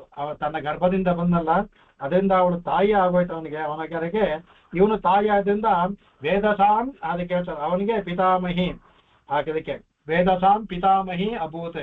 ವೇದಸಾಂ ಅಂದ್ರೆ ಚತುರ್ಮುಖ ವೇದಸ, ಅವನಿಗೆ ಪಿತಾಮಹಿ, ಯಾಕಂದ್ರೆ ತಂದೆಗೆ ತಾಯಿ ಆಯ್ತಲ್ಲ, ತಂದೆಗೆ ತಾಯಿ ಪಿತಾಮಹಿ ಅಜ್ಜಿ ಆಯ್ತಲ್ಲ, ಬ್ರಹ್ಮನಿಗೆ ಈ ಕಂಬ ಅಜ್ಜಿ ಆಗೋಯ್ತಂತೆ. ಅದರಿಂದ ಅದೇ ಹೇಳ್ತಾರೆ ಪಿತಾಮಹಿ. ಅದಕ್ಕೆ ಅಂತಹ ಹೇಳ್ತಾರೆ ಇವನು ಅಕುಂಠ ಮಹಿಮಾ ಅಂತ ಹೇಳ್ತಾರೆ. ಇವನು ವೈಕುಂಠ ಮುಂದಿದ್ದಲ್ಲಿ ಬರ್ತದೆ, ಅದಕ್ಕೆ ಮುಂದಿನದ್ರಲ್ಲಿ ಅವನು ವೈಕುಂಠ ಕಂಠೀರವ ಅಂತ ಅದ್ರಲ್ಲಿ ಬರ್ತೇವೆ ಅವನು. ಇವನು ವೈಕುಂಠಸ್ಥ, ಇದರಲ್ಲಿ ಇಲ್ಲಿ ವೈಕುಂಠ ವಿ ಅಕುಂಠ ವೈಕುಂಠ, ವಿ ಉಪಸರ್ಗತೆ ಇರ್ತದೆ, ಅಕುಂಠನೇ ಅದು, ಅದಕ್ಕೆ ವೈಕುಂಠ. ಅದಕ್ಕೆ ಇವನು ಅಕುಂಠ ಮಹಿಮಾ ಅಂದ್ರೆ ಯಾವ ಒಂದು ಅಡ್ಡಿ ಇಲ್ಲದು, ವ್ಯಾಪ್ತಿ ಉಳ್ಳದು, ಕೊರತೆ ಯಾವುದುಲ್ಲದು, ಅಕುಂಠ ಮಹಿಮಾ, ಯಾವ ಒಂದು ಕೊರತೆಯೂ ಇಲ್ಲ, ಆಕಾರದಲ್ಲಿ ಆಗ್ಲಿ ಬೆಳೆಯೋದ್ರಲ್ಲಾಗಲಿ ಯಾವುದಲ್ಲೂ ಕೊರತೆ ಇಲ್ಲ. ಅದರಿಂದ ಅಕುಂಠ ಮಹಿಮಾ, ಅಂತಹ ವ್ಯಾಪ್ತಿ ಉಳ್ಳವನು, ಎಲ್ಲೆಡೆ ವ್ಯಾಪ್ತಿ ಉಳ್ಳಂತ ಇವನು. ಅವನೇನ್ ಮಾಡ್ತಾನೆ ಕಡೆಗೆ ಹೇಳ್ತಂತೆ, ಯಾವಾಗ ಬಂತೋ ಇಲ್ಲಿ ಸ್ವಾಮಿಯ ಅನುಭವ ಇದು ಅದರಲ್ಲಿ, ಅವಾಗ ವ್ಯಾಖ್ಯಾನದಲ್ಲಿ ನೋಡ್ಕೊಳ್ಳುವಾಗ ಪಾಣಿಜೈಹಿ ಕ್ಷಣಂ ನಾವು ಹೇಳ್ತಾನೆ ಅದಕ್ಕೆ ಪ್ರತ್ಯಾದಿಷ್ಟ ಪುರಾತನ ಪ್ರಹಣಜ ಗ್ರಾಮ ಕ್ಷಣಂ ಪಾಣಿಜೈ ಇದೆಯಲ್ಲ, ಅವಾಗ ಎಲ್ಲ ಏನಾಯ್ತಂತೆ ಈ ಆಯುಧಗಳೆಲ್ಲ ಷೋಡಶ ಆಯುಧಗಳು, ಅದಕ್ಕೆ ಎಲ್ಲರಿಗೂ ನಾಯಕ. ಷೋಡಶಾಯುಧದಿಂದ ನಾಯಕ ತಂದೆ ಆದದ್ದು ಚಕ್ರಾಯುಧ, ಯಾಕಂದ್ರೆ ಚಕ್ರಾಯುಧದಿಂದ ನಾವು ಷೋಡಶೋಪ ಇದರ ನೋಡ್ಕೊಂಡ್ವಿ, ಚಕ್ರಾಯುಧದಿಂದ ಇವೆಲ್ಲ ಜನಿತವಾಯ್ತು ಅಂದ್ಬಿಟ್ಟು ಅವಕ್ಕೆಲ್ಲ ತಾಯಿ ರೂಪದ ಚಕ್ರಾಯುಧ ಇದೆ. ಬಟ್ ಎಲ್ಲ ಬಂದು ಭಗವಂತನ ಕಾಪಾಡಕ್ ಬಂದ್ಬಿಟ್ಟು ಅಂತೆ, ಭಗವಂತನಿಗೆ ಏನೋ ತೊಂದರೆ ಆಯ್ತು ಅಂತ ಕಾಪಾಡಕ್ ಬಂದಾಗ ಅವಾಗ ಕ್ಷಣಂ ಪಾಣಿ, ಒಂದು ಕ್ಷಣ ಇರಿ ಅಂತ ಕೈ ಇದು ಭಗವಂತ ಕೈ ತೋರಿಸ್ನಂತೆ, ಒಂದು ಕ್ಷಣ ಇರಿ, ಏನು ಅಂದ್ರೆ ಒಂದು ಕ್ಷಣ ಇರಿ, ಏನ್ ಬರೋದ್ ಬೇಡ ನೀವು, ಒಂದು ಕ್ಷಣ ಇರಿ ಅಂತ ಭಗವಂತ ಕೈ ತೋರಿಸ್ನಂತೆ.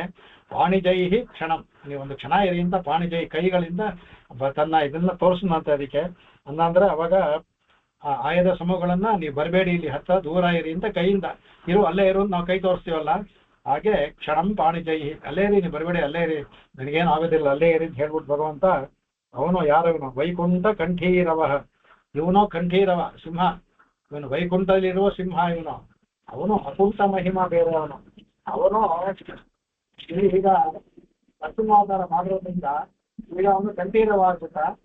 ಇದು ವಿಶೇಷವಾದಂತೆ ಅವನು ವೈಕುಂಠ ಕಂಠೀರವ ಅವನು ತ್ರೀಣಿ ಜಗಂತಿ ಅವ್ಯಾತ್, ಮೂರು ಲೋಕವನ್ನು ಸಹ ಕಾಪಾಡ್ಲಿ. ತ್ರೀಣಿ ಜಗಂತಿ ಅವ್ಯಾತ್, ಮೂರು ಲೋಕಗಳನ್ನು ಸಹ ಅವ್ಯಾತ್ ಇವನು ಕಾಪಾಡ್ಲಿ ಇದು ಅಂದ್ಬಿಟ್ಟು ಅಂತ ಇಲ್ಲಿ ಮೇಲಕ್ಕೆ ಇದನ್ನ ಹೇಳ್ತಾರೆ. ಇದಕ್ಕೆ ಈ ನರಸಿಂಹಾವತಾರನ ನರಸಿಂಹಾವತಾರದ ವರ್ಣನೆಯನ್ನ ಇದು ಹೇಳ್ಕೊಂಡ್ಬರ್ತಾರೆ.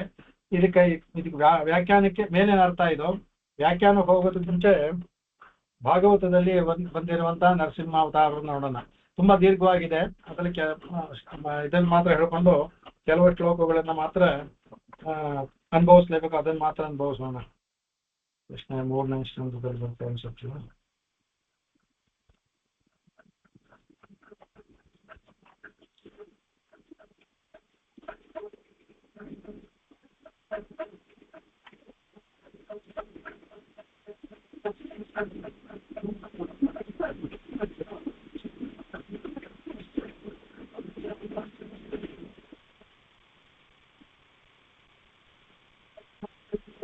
ಇದು ಇಲ್ಲಿ ಪ್ರಹ್ಲಾದನ ಮತ್ತೆ ಹಿರಣ್ಯಕಶಿಪುವಿನ ಕಥೆ ಬರುತ್ತೆ.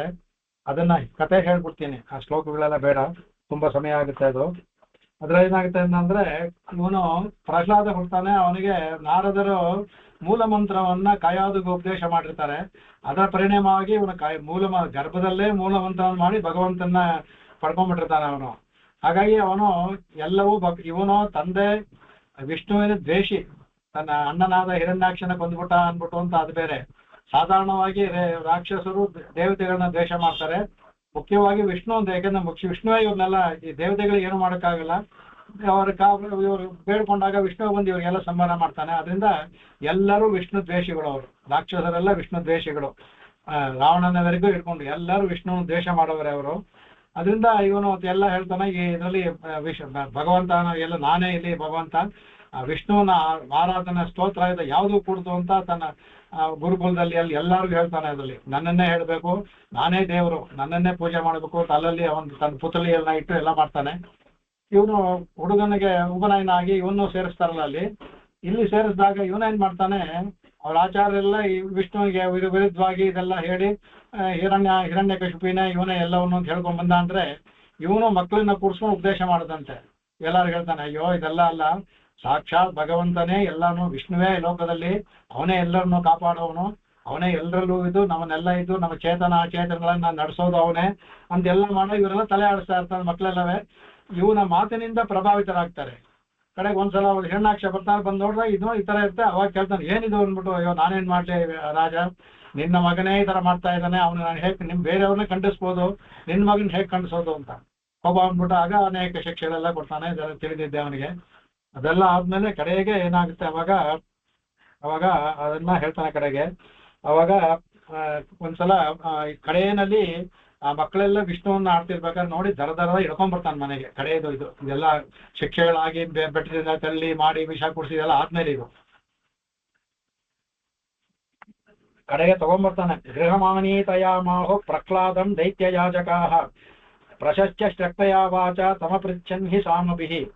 ಅದಕ್ಕೆ ಎಳ್ಕೊಂಡ್ಬರ್ತಾನೆ. ಬರುವಾಗ ಮಗು ಆಯ್ತು, ಎಷ್ಟೋ ಮಗನಾಯ್ತಲ್ಲ, ಅದಕ್ಕೆ ಮೊದಲು ಅವನಿಗೆ ಇದಾಗಿ ಕೇಳೋಣ. ಅದಕ್ಕೆ ಏನೋ ಅವನಿಗೆ ನಿಜವಾಗ್ಲೂ ಕೇಳ್ತಾನೆ. ಅದಕ್ಕೆ ವತ್ಸ ಪ್ರಹ್ಲಾದ ಭದ್ರಂತೆ ಸತ್ಯಂಕತೆಯ ಮಾಮೃಷ ಬಾಲಾನತಿ ಕುತಸ್ತುಭ್ಯಂ ಏಷ ಬುದ್ಧಿ ವಿಪರ್ಯಯ. ಮಗು ಅಂತ ಹೇಳ್ತಾನೆ. ವತ್ಸ ಅಂದ್ರೆ ವತ್ಸ ಅಂದ ಮಗನೇ, ಪ್ರಹ್ಲಾದನೇ. ಅದಕ್ಕೆ ನೀ ನಿಜ ಸತ್ಯಂಕತೆಯ, ನಿಜ ಹೇಳು, ನನ್ನ ಮಗನಾಗಿ ಹುಟ್ಟಿ ನಿನಗೆ ಈ ಕುತಃ ಏಷ ಬುದ್ಧಿ ವಿಪರ್ಯ, ಅವನ ಪ್ರಕಾರ ಇವನು ಬುದ್ಧಿ ಕೆಟ್ಟಿದ್ ವಿಪರ್ಯವಾಗಿದೆ ಅಂತ ನನ್ನ ಹೇಳ್ದಲ್ಲ. ಯಾರು ಲೋಕವನ್ನ ಆಸೆ ಪಡ್ತಾರೋ ಅವರು ಮೋಕ್ಷವನ್ನ ನೋಡಿ ಬುದ್ಧಿ ಕೆಟ್ಟಿದೆ ಅನ್ಕೋತಾರೆ. ಮೋಕ್ಷವನ್ನ ಆಸೆ ಪಡೋರು ಲೋಕದಲ್ಲಿ ಆಸೆ ಪಡೋರು ನೋಡಿ ಬುದ್ಧಿ ಕೆಟ್ಟಿದೆ ಅನ್ಕೋತಾರೆ. ಅದೇ ತರ ಇವನು ಬಾಲನಾಗಿ ನಿನಗೆ ಈ ಚಿಕ್ಕ ವಯಸ್ಸಲ್ಲಿ ಯಾಕೆ ಬುದ್ಧಿ ಕೆಟ್ಟೋಯ್ತು ನಿನಗೆ, ವಿಷ್ಣುವನ್ನ ಹೆಚ್ಚು ಅವನನ್ನು ಕೊಂಡಾಡ್ತೀಯಲ್ಲ, ನಾನೆಲ್ಲ ಅಷ್ಟೆಲ್ಲ ಇರ್ಬೇಕಾದ್ರೆ ನಿನಗೆ ಮಾಡಿರ್ಬೇಕಾದ್ರೆ ಅಂತ ಹೇಳ್ತಾನೆ. ಅದಕ್ಕೆ ಆಗ ಇವನು ಪ್ರಹ್ಲಾದ ಹೇಳ್ತಾನೆ. ಅದಕ್ಕೆ ಅವನು ಅವಾಗ ಹೇಳ್ತಾನೆ, ಅದಕ್ಕೆ ನಾನು ಬೇರೆ ಡೈಲಾಗ್ಸ್ ಎಲ್ಲ ಬರುತ್ತೆ, ಇದು ಕಡೆಯಲ್ಲಿ ಬರುವಾಗ ಹೇಳ್ತಾನೆ. ಅದಕ್ಕೆ ಅವನು ಹೇಳ್ತಾನೆ, ಅವನಿಗೆ ಸಯೇಷ ಆತ್ಮ ಸ್ವಪದೇತ್ಯ ಬುದ್ಧಿ ದುರತ್ಯಯಾನುಕ್ರಮಣೋ ನಿರೂಪ್ಯತೆ ಮುಖ್ಯಂತಿ ಯದ್ವರ್ತ್ಮನಿ ವೇದವಾದಿನೋ ಬ್ರಹ್ಮಾದಯೋ ಕೇಶ ಭಿನತ್ತಿ ಮೇ ಮತಿಂ. ಅವನು ಹೇಳ್ತಾನೆ, ಸಯೇಷ ಆತ್ಮ, ಎಲ್ಲ ವೇದದಲ್ಲಿ ಬರುವಂತ ಸಯೇಷ ಆತ್ಮ, ಇವನು ಎಲ್ಲರಿಗೂ ಸಹ ಇವನು ಈ ಭಗವಂತನಾದವನು ಎಲ್ಲರ ಇದರಲ್ಲೂ ಅವನೇ ಇರೋನು, ಎಲ್ಲರ ಇದ್ರದಲ್ಲಿ ಇರೋನು ಅವನೇ ಸಹ, ಪ್ರತಿಯೊಂದು ಸಹ ವಿಚಿತ್ರ ಶಕ್ತಿ ಉಳ್ಳವನು ಅವನು. ಕಡೆಗೆ ಅವನಿಗೆ ಮೂಢರು ಕ್ರೂರಿಗಳು ಎಲ್ಲರನ್ನೂ ಒಂದೇ ತರ ಕಾಣ್ತಾನೆ. ಹಾಗಿರ್ಬೇಕಾದ್ರೆ ಇವನ್ ಶ್ಲೋಕದ ಬರುತ್ತೆ, ಅಪ್ಪ ಅವನು ಯಾರನ್ನೂ ದ್ವೇಷ ಮಾಡೋದಿಲ್ಲ, ಎಲ್ಲರೂ ಸಮನಾಗಿ ಕಾಣ್ತಾನೆ. ಅವನಿಗೆ ಮೂಢರು ಒಂದೇ, ಬುದ್ಧಿವಂತರು ಒಂದೇ, ಕುರು ಎಲ್ರೂ ಕಾಣ್ತಾನೆ, ನೀನ್ ಹೇಗೆ ಅವನ್ನ ದ್ವೇಷ ಮಾಡ್ತೀಯಾ ಅಂತ ಮಗು ತಿರುಗಿ ಬಿಡ್ತಾನೆ ಅವನಿಗೆ. ಆಗ ಅವನು ಕೋಪ ನೋಡ್ತಾನೆ, ನೀನ್ ಯಾಕೆ ದ್ವೇಷ ಮಾಡ್ತೀಯ, ಅದಕ್ಕೆ ನೀನು ಬಿಟ್ಬಿಡೋ ಕಡೆಗೆ. ಅವಾಗ ಈ ಭೇದವನ್ನ ಬಿಟ್ಟ ಅಂದ್ರೆ ನೀನು ಇದನ್ನ ಬಿಟ್ಬಿಡು, ಏನು ಭೇದವನ್ನು ಬಿಟ್ಟ ಅಂದ್ರೆ ಅವನು ನಿನಗೆ ಒಳ್ಳೇದಾಗುತ್ತೆ ನಿನಗೆ ಅಂದಾಗ ಅವನ ಕೋಪ ಅಂದ್ಬಿಡ್ತಾನೆ ಅವನಿಗೆ. ಸರಿತಿರು, ನೀನ್ ಇಷ್ಟಾದ್ರೂ ಹೇಳ್ತೀನಿ, ನಿನ್ನ ಕೊಂದು ಬಿಡ್ತೀನಿ ಅಂದ್ಬಿಟ್ಟು ಆಗ ಅವನೇನ್ ಮಾಡ್ತಾನೆ, ಅವನು ಹೇಳ್ತಾನೆ ಕಡೆಗೆ. ಅವಾಗ್ಲೇ ಅವನು ಇದೆಲ್ಲ ಶ್ರವಣಂಕಿ ಇದೆಲ್ಲ ಅವನು ಇದನ್ನ ಮಾಡೋದೆಲ್ಲ ಹೇಳ್ಕೊಂಡ್ಬಿಡ್ತಾನೆ. ಆವಾಗ ಅವನು ಈ ನರಸಿಂಹ ಅವತಾರ ಘಟ್ಟಕ್ಕೆ ಹೋಗಬಹುದು. ಇದೆಲ್ಲ ಜಾಸ್ತಿ ಆಗುತ್ತೆ.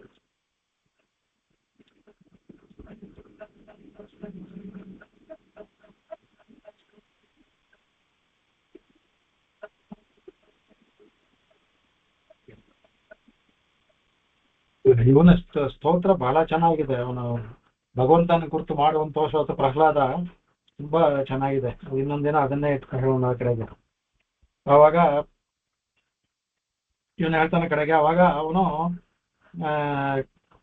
ಕೈ ಮುದ್ಕೊಂಡು ಹೇಳ್ತಾನೆ, ಆ ಮಗನಿಗೆ ತಂದೆ ಆದ್ರಿಂದ ಕೈ ಮುಕ್ಕೊಂಡು ಇದ್ದಾನೆ, ಎಲ್ಲವನ್ನೂ ಹೇಳ್ತಾನೆ. ಹಾಗೆ ಹೇ ದುರ್ವಿನೀತ ಮಂದಾತ್ಮನ್ನೇ ಕುಲಭೇದ ಕರಾಧಮ ತ್ವಾಂತು ಮಚ್ಚಾಸನೋದ್ವೃತ್ತಂ ನೇಷಾಂ ಯಜ್ಞ ಯಮಕ್ಷಯಂ. ನೀನು ಕುಲಘಾತಕ ಹೇಳ್ತಾನೆ, ನೀನು ದುರ್ವಿನೀತ ಮಂದ, ನನ್ನ ನನ್ನ ವಂಶವನ್ನೇ ನಾಶ ಮಾಡೋ ಕುಟ್ಟಿಯ ನೀನು, ಅದರಿಂದ ನಿನಗೆ ಯಮಕ್ಷಯ, ನಾನೇ ನಿನ್ ಕೊಂದಾಕ್ಬಿಡ್ತೀನಿ. ನೀನು ನಮ್ಮ ವಂಶನ ಹಾಳು ಮಾಡೋದು ನಾನೇ ನಿನ್ನ ಕೊಂದಾಕ್ಬಿಡ್ತೀನಿ. ಕ್ರುದ್ಧಶ್ಚೈಶ್ಚ ಕಂಪಂತೆ ತ್ರಯೋಲೋಕ ಸಹೇಶ್ವರ ತಸ್ಯ ಮೇ ಭೀತ ತನ್ಮೂಢ ಶಾಸನಂ ಕಿಂ ಬಲೋತ್ಯಗ. ಅವನು ಇಷ್ಟು ಆದ್ರೂ ನೋಡಿ ಪ್ರಹ್ಲಾದನಿಗೆ ಅವನು ಕ್ರೋಧನಾಗಿದ್ದಾನೆ, ಕೈಯಲ್ಲಿ ಕತ್ತಿ ಇಟ್ಕೊಂಡಿದ್ದಾನೆ. ತಂದೆ ಅನ್ನೋದು ಬಿಡಿ, ಆ ಮಗು ಅವನಿಗೆ ಒಂದು ಚೂರು ಭೀತಿ ಭಯವಾಗ್ಲಿ ಏನೂ ಇಲ್ಲ. ಕೊಂದು ಬಿಡ್ತೀನಿ ಅಂತ ಏನ್ ಕೈಲಿ ಇಟ್ಕೊಂಡು ಬರ್ತಾ ಇದ್ದಾನೆ ಅವನು, ಆದ್ರೂ ಏನೂ ಇಲ್ಲ ಅವನಿಗೆ ಕಡೆಗೆ. ಅವನು ನ ಕೇವಲಂ ಮೇ ಭವತಶ್ಚ ರಾಜನ್ನೇ ಸವೈ ಬಲಂ ಬಲಿನಾಂ ಚಾಪರೇಶಾಂ ಪರೇ ಪರೇಮಿ ಸ್ಥಿರಜಂಗಮಾಯೇ ಬ್ರಹ್ಮಾದಯೋ ಏನ ವಶಂ ಪ್ರಣೀತಾಹ.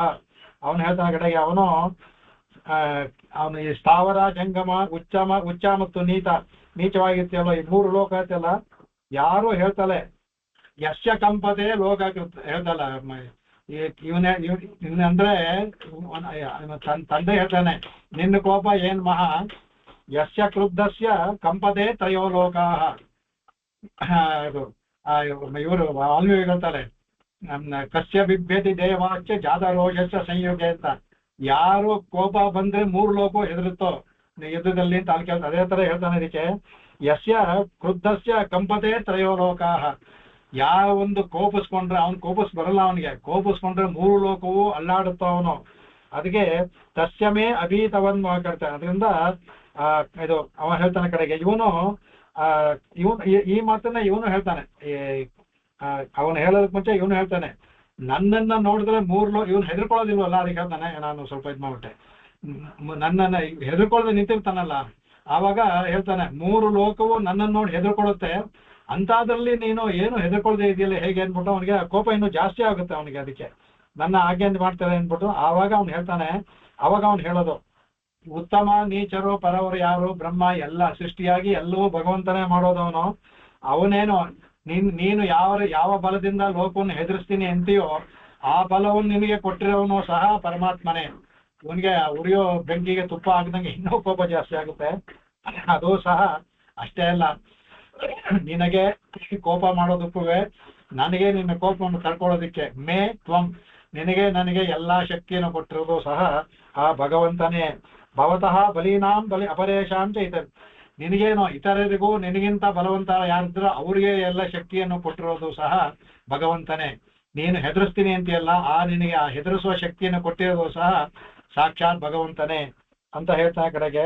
ಆವಾಗ ಅವನು ಹೇಳ್ತಾವಿಗೆ, ಸಯೀಶ್ವರ ಕಾಲ ಉರುಕ್ರಮೋಂಜಸ ಚೋಜಸ್ಸಹಸ್ರ ಬಲೇಂದ್ರಿಯಾತ್ಮ ಸಯೇವ ವಿಶ್ವ ಪರಮಂ ಸ್ವಶಕ್ತಿಭಿ ಸೃಜ್ಯತ್ಯವಚ್ಯತಿ ಗುಣತ್ರಯೇಶಃ. ಅವನು ಅಷ್ಟೇ ಈಶ್ವರ. ಅವನು ಕಾಲ ಉರುಕ್ರಮ ಉಂಜಸ, ಅವನ ಕಾಲದಲ್ಲಿ ಆಯಾ ಕಾಲದಲ್ಲಿ ಅವನು ಈಶ್ವರ. ಅವನು ಈಶ್ವರ ಅಂದ್ರೆ ಎಲ್ಲಕ್ಕೂ ಒಡೆಯ ಅಂತ. ಈಶಾ ಎಲ್ಲಕ್ಕೂ ಒಡೆಯ ಅಂತ ಹೇಳ್ತಾನೆ. ಅವನು ಆಯಾ ಕಾಲದಲ್ಲಿ ವಿಶ್ವವನ್ನ ಸೃಷ್ಟಿ ಮಾಡ್ತಾನೆ, ಕಾಪಾಡ್ತಾನೆ, ಪ್ರಳಯ ಕಾಲದಲ್ಲಿ ತಾನೇ ತಗೊಳ್ತಾನೆ, ಮತ್ತೆ ಸೃಷ್ಟಿ ಮಾಡ್ತಾನೆ. ಅದಕ್ಕೆ ಅದರಿಂದ ಈ ಇಲ್ಲಿರುವ ಗುಣತ್ರಯ 3 ಗುಣಗಳಂದ್ರೆ ಸತ್ವರಜಸ್ ತಮಸ್ಸು ಲೋಕವನ್ನು ಸೃಷ್ಟಿ ಮಾಡೋನು ಅವನೇ, ಕಾಪಾಡೋನು ಅವನೇ, ಪ್ರಳಯ ಕಾಲದಲ್ಲಿ ಮತ್ತೆ ಹಿಂದೆ ತಗೊಳ್ಳೋನು ಅವನೇ, ಎಲ್ಲವನ್ನೂ ಹೇಳ್ತಾರೆ. ಕಡೆಗೆ ಅವಾಗ ಕಡೆಗೆ ಈ ತರ ಇನ್ನೂ ಅನೇಕ ಅವ್ರಿಗೆ ಬರುತ್ತೆ. ಅವಾಗ ತುಂಬಾ ಕೋಪ ಮಾಡ್ತಾನೆ ಅವನಿಗೆ. ಅದಕ್ಕೆ ಇನ್ನೂ ನೀನು ಬಿಡೋದಿಲ್ಲ ಅಂದ್ಬಿಟ್ಟು ನಿನ್ನ ನಾನು ಕತ್ತರಿಸ ಹಾಕ್ಬಿಡ್ತೀನಿ ಅಂದ್ಬಿಟ್ಟು ಅವಾಗ ಅದನ್ನ ಕೇಳ್ತಾನೆ. ಅದಕ್ಕೆ ಅವಾಗ ಬಂತಾನೆ, ಖಡ್ಗ ತಗೊಂಡ್ಬರ್ತಾನೆ ಅವನಿಗೆ. ಖಡ್ಗಂ ಪ್ರಕೃತ್ಯೋ ಪತಿತೋ ವರಾಸನಾತೆ ಸ್ತಂಭಂ ತತಾಡೋ ರುರುಬಲ್ತ ಮುಷ್ಣಿನ. ಅಲ್ಲಿಂದ ಬರ್ತಾನೆ. ಬಂದ್ಬಿಟ್ಟು ಅವ ಹೇಳ್ತಾನೆ, ನೋಡು ಈಗ ನಿನ್ನನ್ನು ಕೊಲ್ತೀನಿ, ನಿನ್ನ ಕೊಂದ್ಕೆ ನಿನ್ನ ಕಾಪಾಡಕ್ ಬರ್ತಾನೆ ನೋಡೋಣ ಹರಿ. ನೀನು ಹರಿ ಹರಿ ಅಂತೀಯಲ್ಲ, ನಾನೇ ನಿನ್ ಕೊಲ್ತೀನಿ ಇವಾಗ. ನಿನ್ನ ಕಾಪಾಡಕ್ ಬರ್ತಾನ ಹರಿ ಅವನು, ನೋಡೋಣ ಅಂತ ಹೇಳ್ತಾನಂತೆ. ಆಗ ಇವನು ಹೇಳ್ತಾನೆ ಅವನಿಗೆ, ಅದರಿಂದ ಅವನೇನು ಎಲ್ಲಾ ಕಡೆ ಇದ್ದಾನೆ, ಅವನು ಭಗವಂತ ಇಲ್ದೇ ಇರೋ ಜಾಗನೇ ಇಲ್ಲಪ್ಪ, ಅವನಿಗೆ ಯಾಕೆ ಎಲ್ಲಾ ಕಡೆ ಇದ್ದಾನೆ. ಅವಾಗ ಆ ಸಮಯದಲ್ಲಿ ಇದ್ರಲ್ಲಿ ಮಾತ್ರ ನಾವು ಗದೆಯಲ್ಲಿ ಹೊಡೆದು ಅಂತ ಎಲ್ಲಾ ಕಡೆ ಬರುತ್ತೆ. ಇಲ್ಲಿ ಇದು ಹೇಳ್ತಾರೆ ಇದಕ್ಕೆ, ಅಲ್ಲಿಗೆ ತಥೋಡುರುಸ್ತ ಬಲ ಮುಷ್ಟಿ ಅಂತ ಹೇಳಕ್ಕೆ, ತಥಾಡೋರು ಬಲ ಸ್ವಮುಷ್ಟಿನ ತಡ ಆದ್ರೆ ತನ್ನ ಕೈಯಿಂದ ಮುಷ್ಟಿಯಿಂದ ಆ ಪಕ್ಕದಲ್ಲಿರೋ ಕಂಬಕ್ಕೆ ಗುದ್ತಾನಂತೆ, ಒಂದ್ಸಲ ಹೊಡಿತಾನಂತೆ. ಹೌದಾ, ಕಾಪಾಡ್ತಾನ ನೋಡೋಣ, ಈ ಕಂಬದಲ್ಲಿ ಇದಾನ ಬರ್ತಾನ ಅಂದ್ಬಿಟ್ಟು ಅಂತ ಕಾಪಾಡ್ದಲ್ಲಿ ಗುದ್ತಾನಂತೆ. ಅವಾಗ ಬರ್ತಂತೆ. ಅವಾಗ ತದೈವ ತಸ್ಮಿನ್ ನಿನದೋತಿ ಭೀಷಣೋ ಬಭುವ ಏನಾಂಡ ಕಟ ಮಹಾಸ್ಫುಟತೆ ಎಂಬೈ ಸ್ವದಿಷ್ಣೋಪಗತಂ ತ್ವಜಾದೇಯ ಶ್ರುತ್ವಾ ಸ್ವದಾಮವ್ಯಯ ಮಂಗಮೇನಿರೆ. ಅವಾಗ ಇವನ್ಗೆ ಅವನು ಹೇಳ್ತಾನೆ, ಇದು ಹೇಳ್ತಾನೆ, ಅವನು ಯಾವಾಗ ಇವನು ಕೈನಲ್ಲಿ ಗುದ್ದೋದೊಂದು ನೆಪ ಅಷ್ಟೇ, ಅವನ ಕೈಯಿಂದ ಏನೋ ಕಂಬ ಹೊಡೆದು ಬರಲಿಲ್ಲ. ಕೈಯಿಂದ ಗುದ್ದಾಗ ಭಗವಂತನ ಕಂಬವನ್ನ ಸೀಳ್ಕೊಂಡು, ಇದು ಈಗಲೂ ಇದೆ ಇದರಲ್ಲಿ ಮೇಲೆ ಇದೆ ಅಂತ ನರಸಿಂಹನಲ್ಲಿ, ಕಬ್ಬಿಣದ ಕಂಬ ಅದು ಸೀಳ್ಕೊಂಡು ಬರ್ತಾನೆ. ಇವನ್ ಕೈಯಿಂದ ಅದೇನಾಗ್ಲಿಲ್ಲ, ಸೀಳ್ಕೊಂಡು ಭಗವಂತ ಈಚೆ ಬರ್ತಾನಂತೆ. ಅದು ಏನ ಅಂಡಕಟ ಆ ಶಬ್ದ ಅಂಡಕಟವನ್ನ ಭೇದಿಸ್ತಂತೆ. ಇಲ್ಲಿ ಹೊಡೆದಂತ ಶಬ್ದ ಅಂಡಕಟವನ್ನ ಬೇಯಿಸ್ತಂತೆ. ಎಂಗತಂ ತ್ವದಾಜಯ ಅಜಾದಯ ಅಂದ್ರೆ ಬ್ರಹ್ಮಾದಿಗಳು ಸಹ ಈ ಶಬ್ದನ ಕೇಳಿ ಕಂಪಿಸ್ಬಿಟ್ರಂತೆ. ಅದಕ್ಕೆ ಕಂಪಿಸ್ಬಿಟ್ರು ಅವರು ಇದ್ ಮಾಡ್ತಾರಂತೆ. ಆ ಭಯಂಕರ ಹೋಗ್ಬನ್ನು ಕೇಳಿ ಅವರಿಗೆ ಅವ್ರೆಂತಂತೆ, ಲೋಕಕ್ಕೆ ಪ್ರಳಯ ಉಂಟಾಗುತ್ತಾ ಏನೋ, ಇಷ್ಟು ದೊಡ್ಡ ಶಬ್ದ ಬರ್ತಾ ಇದೆಯಲ್ಲ ಭೂಮಿಯಿಂದ, ಪ್ರಳಯ ಉಂಟಾಗುತ್ತೆ ಅನ್ಸುತ್ತೆ ಅಂದ್ಬಿಟ್ಟು ಬ್ರಹ್ಮಾದಿಗಳು ಮಾತಾಡ್ಕೊಳ್ತಾರಂತೆ. ಅಲ್ಲಿ ಅಷ್ಟು ದೊಡ್ಡ ಶಬ್ದ ಉಂಟಾಗುತ್ತಾಯ್ತು ಅಂದ್ಬಿಟ್ಟು ಅಂತ. ಆಮೇಲೆ ಅದರಿಂದ ಅತ್ಯಂತ ಅವಾಗ ಒಂದು ಬರ್ತದೆ, ಅತಃಸಭಾಯಾಂ ನದದರ್ಶ ತತ್ಪದಂ ವಿತತ್ತ ಸೂರ್ಯೇನ ಸುರಾರಿ ಯೂತಪ. ನರಸಿಂಹತಾರ ಘಟ್ಟ ಹೇಳಿ ನಿಲ್ಲಿಸ್ಕೊಂಡು ಇವತ್ತು.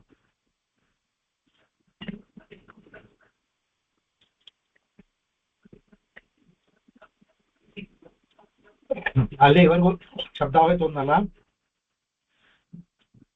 ದೇವತೆಗಳ ನಡುಗೋಗ್ಬಿಟ್ರಂತೆ.